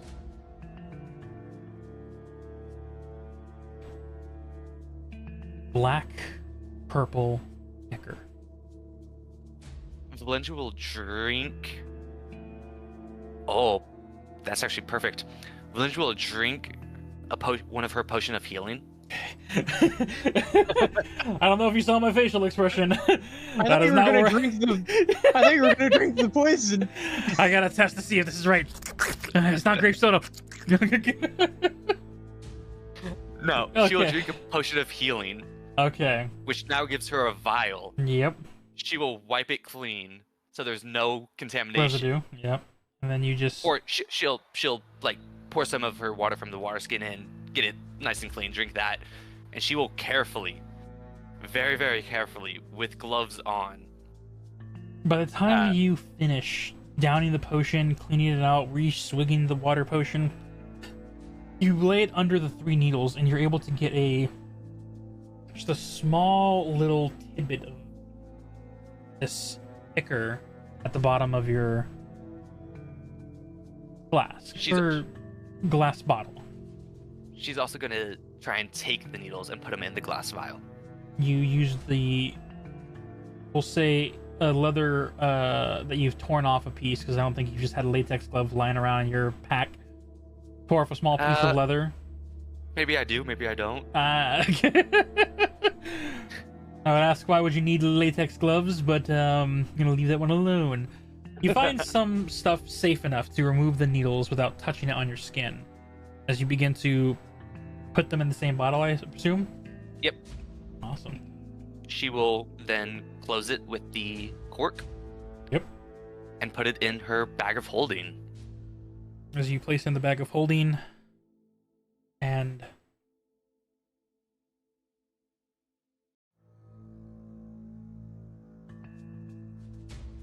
I keep forgetting. Una, does your message stone only for Elian? It's only for Elian. You don't Yeah. have any other messages or way to send messages out, right?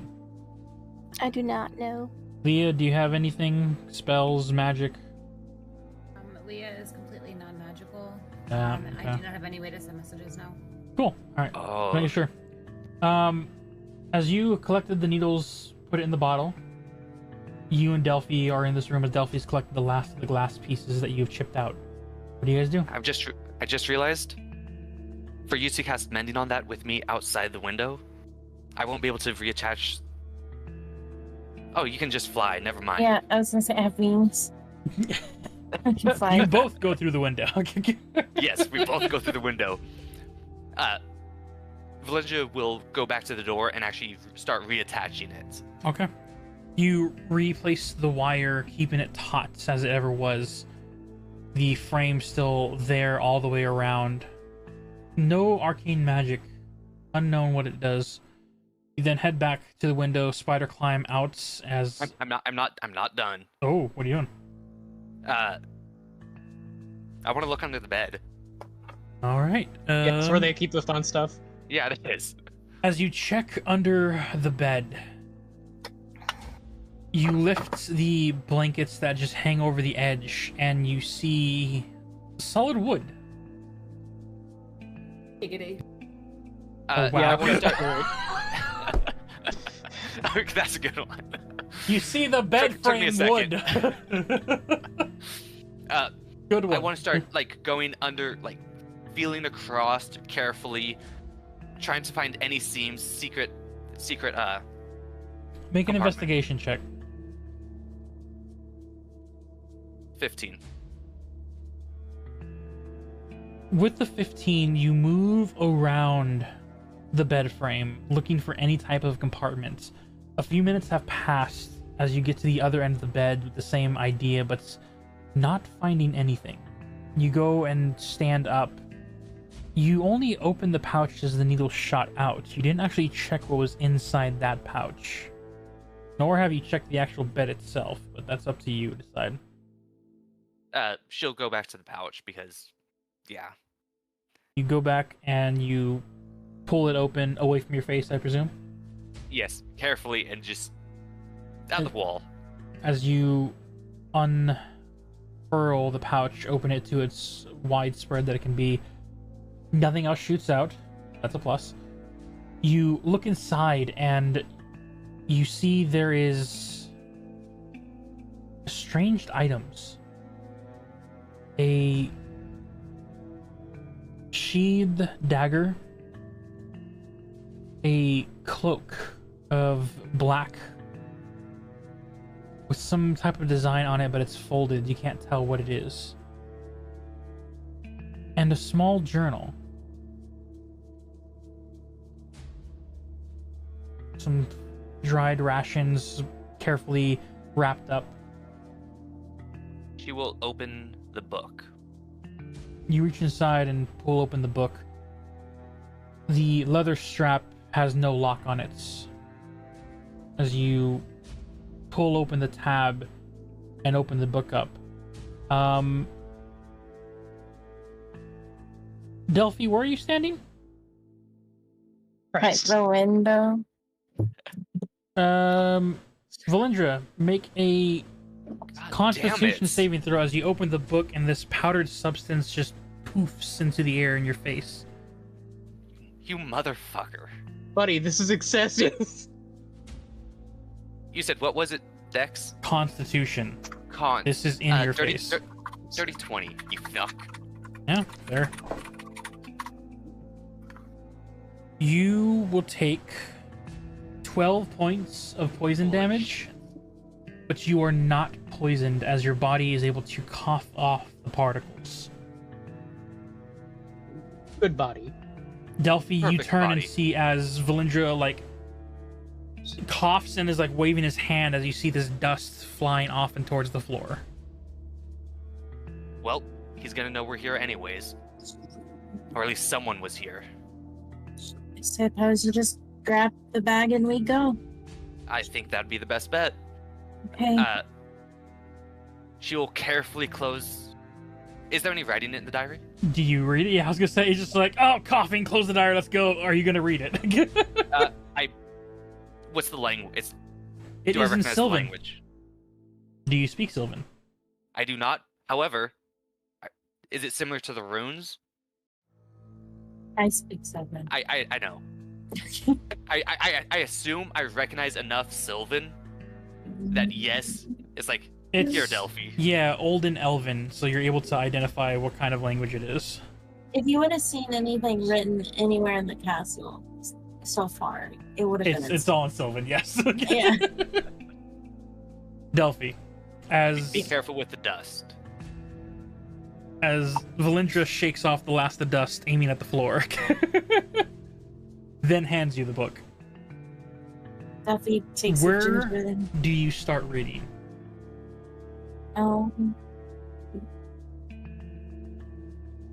The third page. As you open the book and flip open, it falls onto the third page as you read.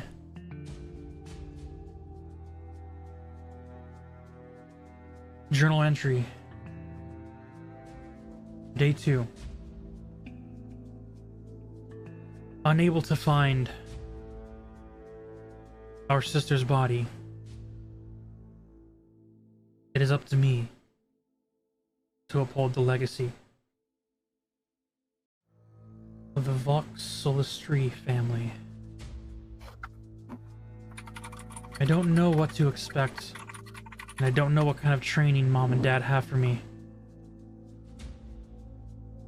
But I don't think I'm able to get away from this.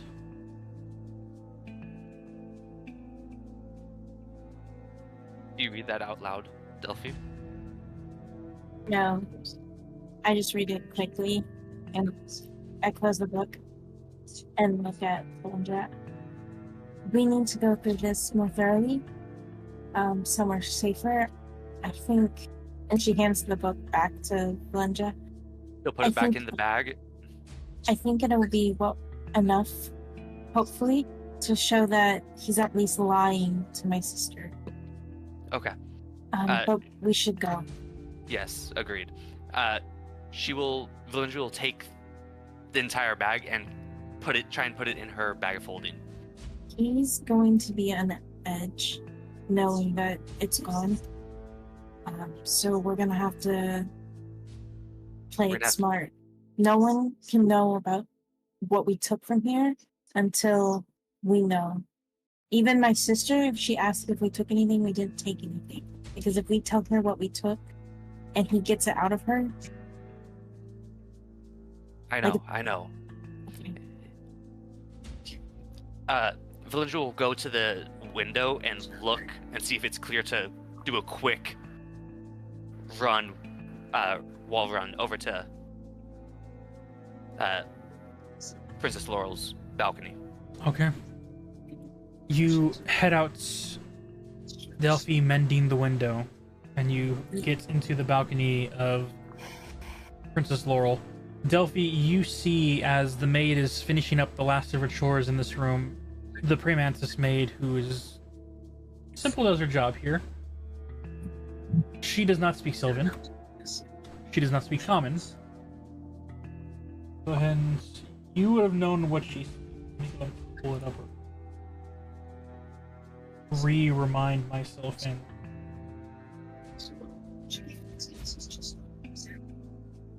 She speaks.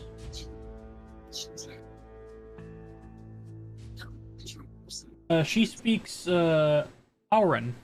Auran. Very distant language, but those are used typically speak on the air-based, are air-based creatures. Those that either fly or those of the more bird-like languages or flightless creatures. They're not flightless, but flight-like creatures. They speak with their noises. It's less language and more of like chirps, caws, and proclamations of sound waves. I feel like that would be a terrifying language for a praying mantis to speak.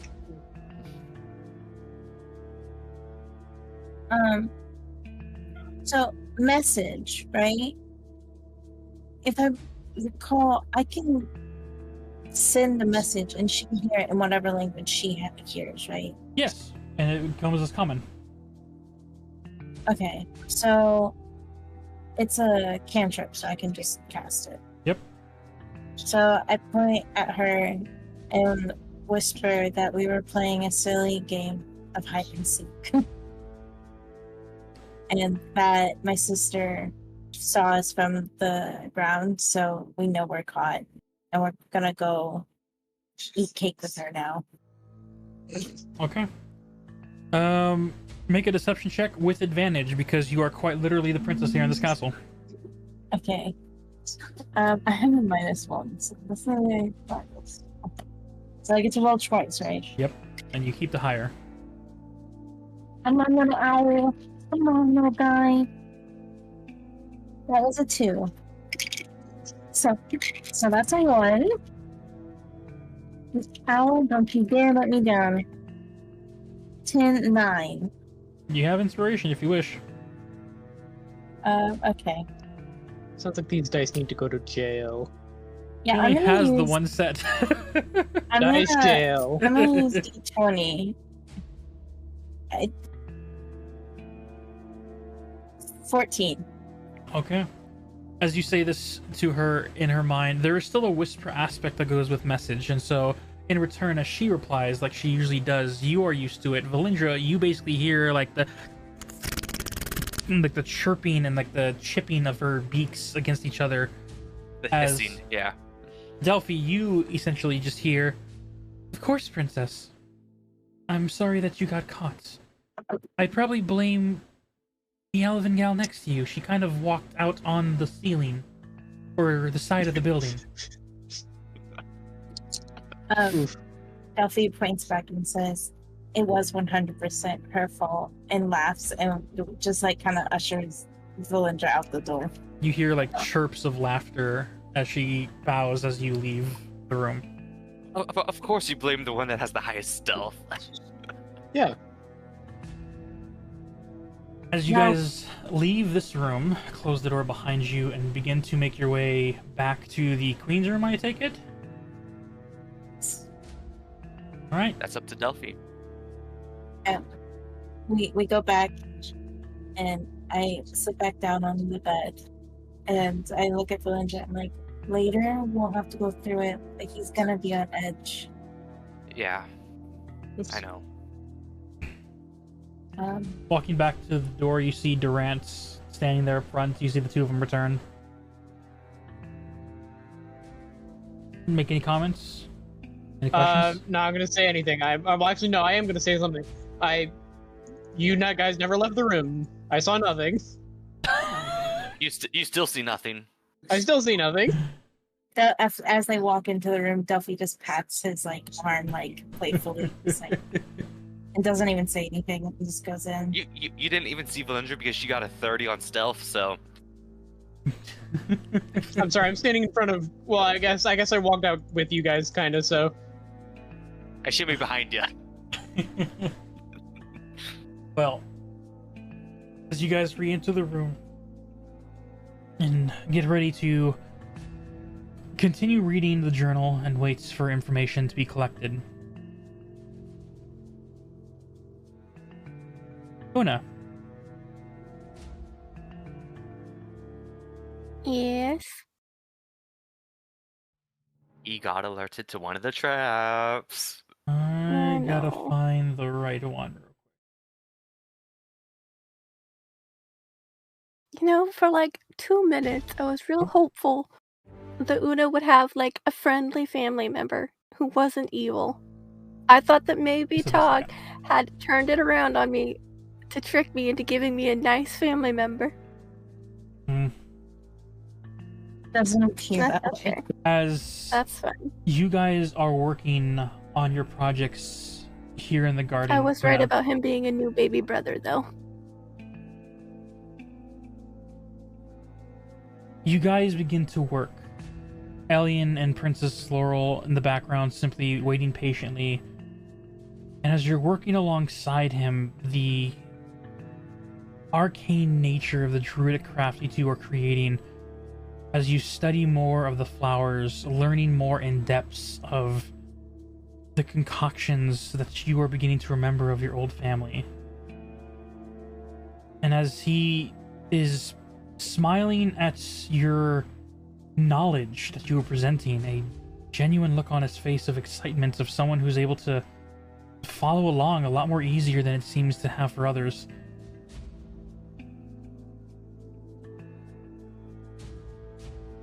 There was a quick moment where he looked like he hesitated to reach for a flower.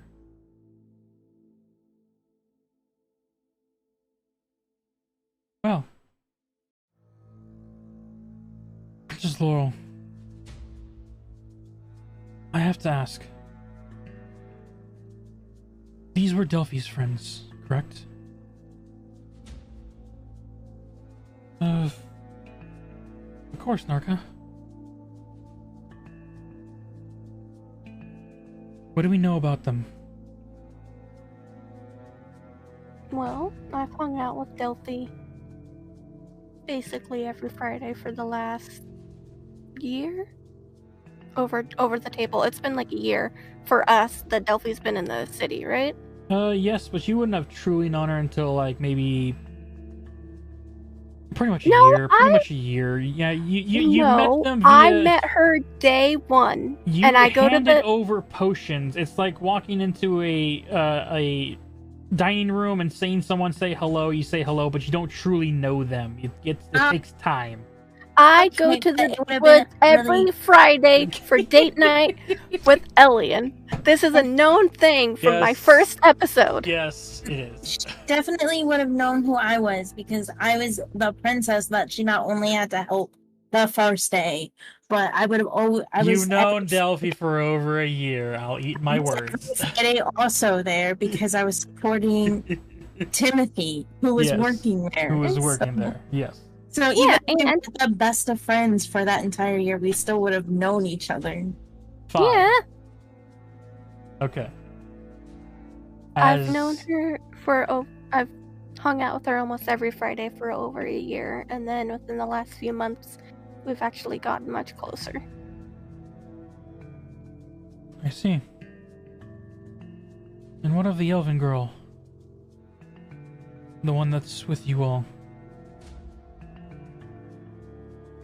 Pretty sure she's Delphy's guard, is my understanding of the situation. So she works on Delphi's orders. I don't know that Delphi likes giving orders, so I wouldn't say that, but they know each other well. You see him not turn to you, but give you a side eye of intensity. Not hostile, but reading. Before he turns to Laurel. Can I roll deception? I don't want him to get shit from me. Make a deception if you feel like it, but he's not making an insight. He's simply just looking at 13. you. What a creep. Does he look like me? Like, now that I've spent more time around him, do I recognize facial features? There is an odd feeling you get when you see him in this manner. His more straightened face, that goofy excitement and smile left, that serious, stern look. It's a look that your father used to give you every now and then.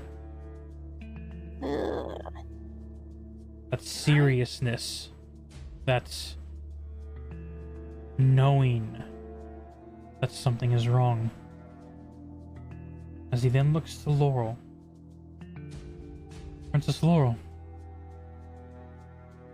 I do not mean to be rash, but I do believe our guest has just broken into my room.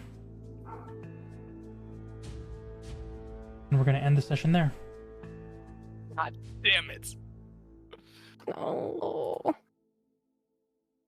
Do we He's level either up? my brother or my father. No, you don't level up. He is not your father. Your father was much older, heavier, more facial features. He could be wearing a disguise. In that case, he can be anyone. He can be a doppelganger for all you know. I don't. But We all know the answer is always doppelganger. it's always doppelganger. Where's the necklace? we see an ancient dragon. It's a doppelganger. It's a doppelganger. Doppelganger, get him. See a plant, it's a doppelganger. Jump it. Well, ladies and gentlemen, this has been a heck of a ride.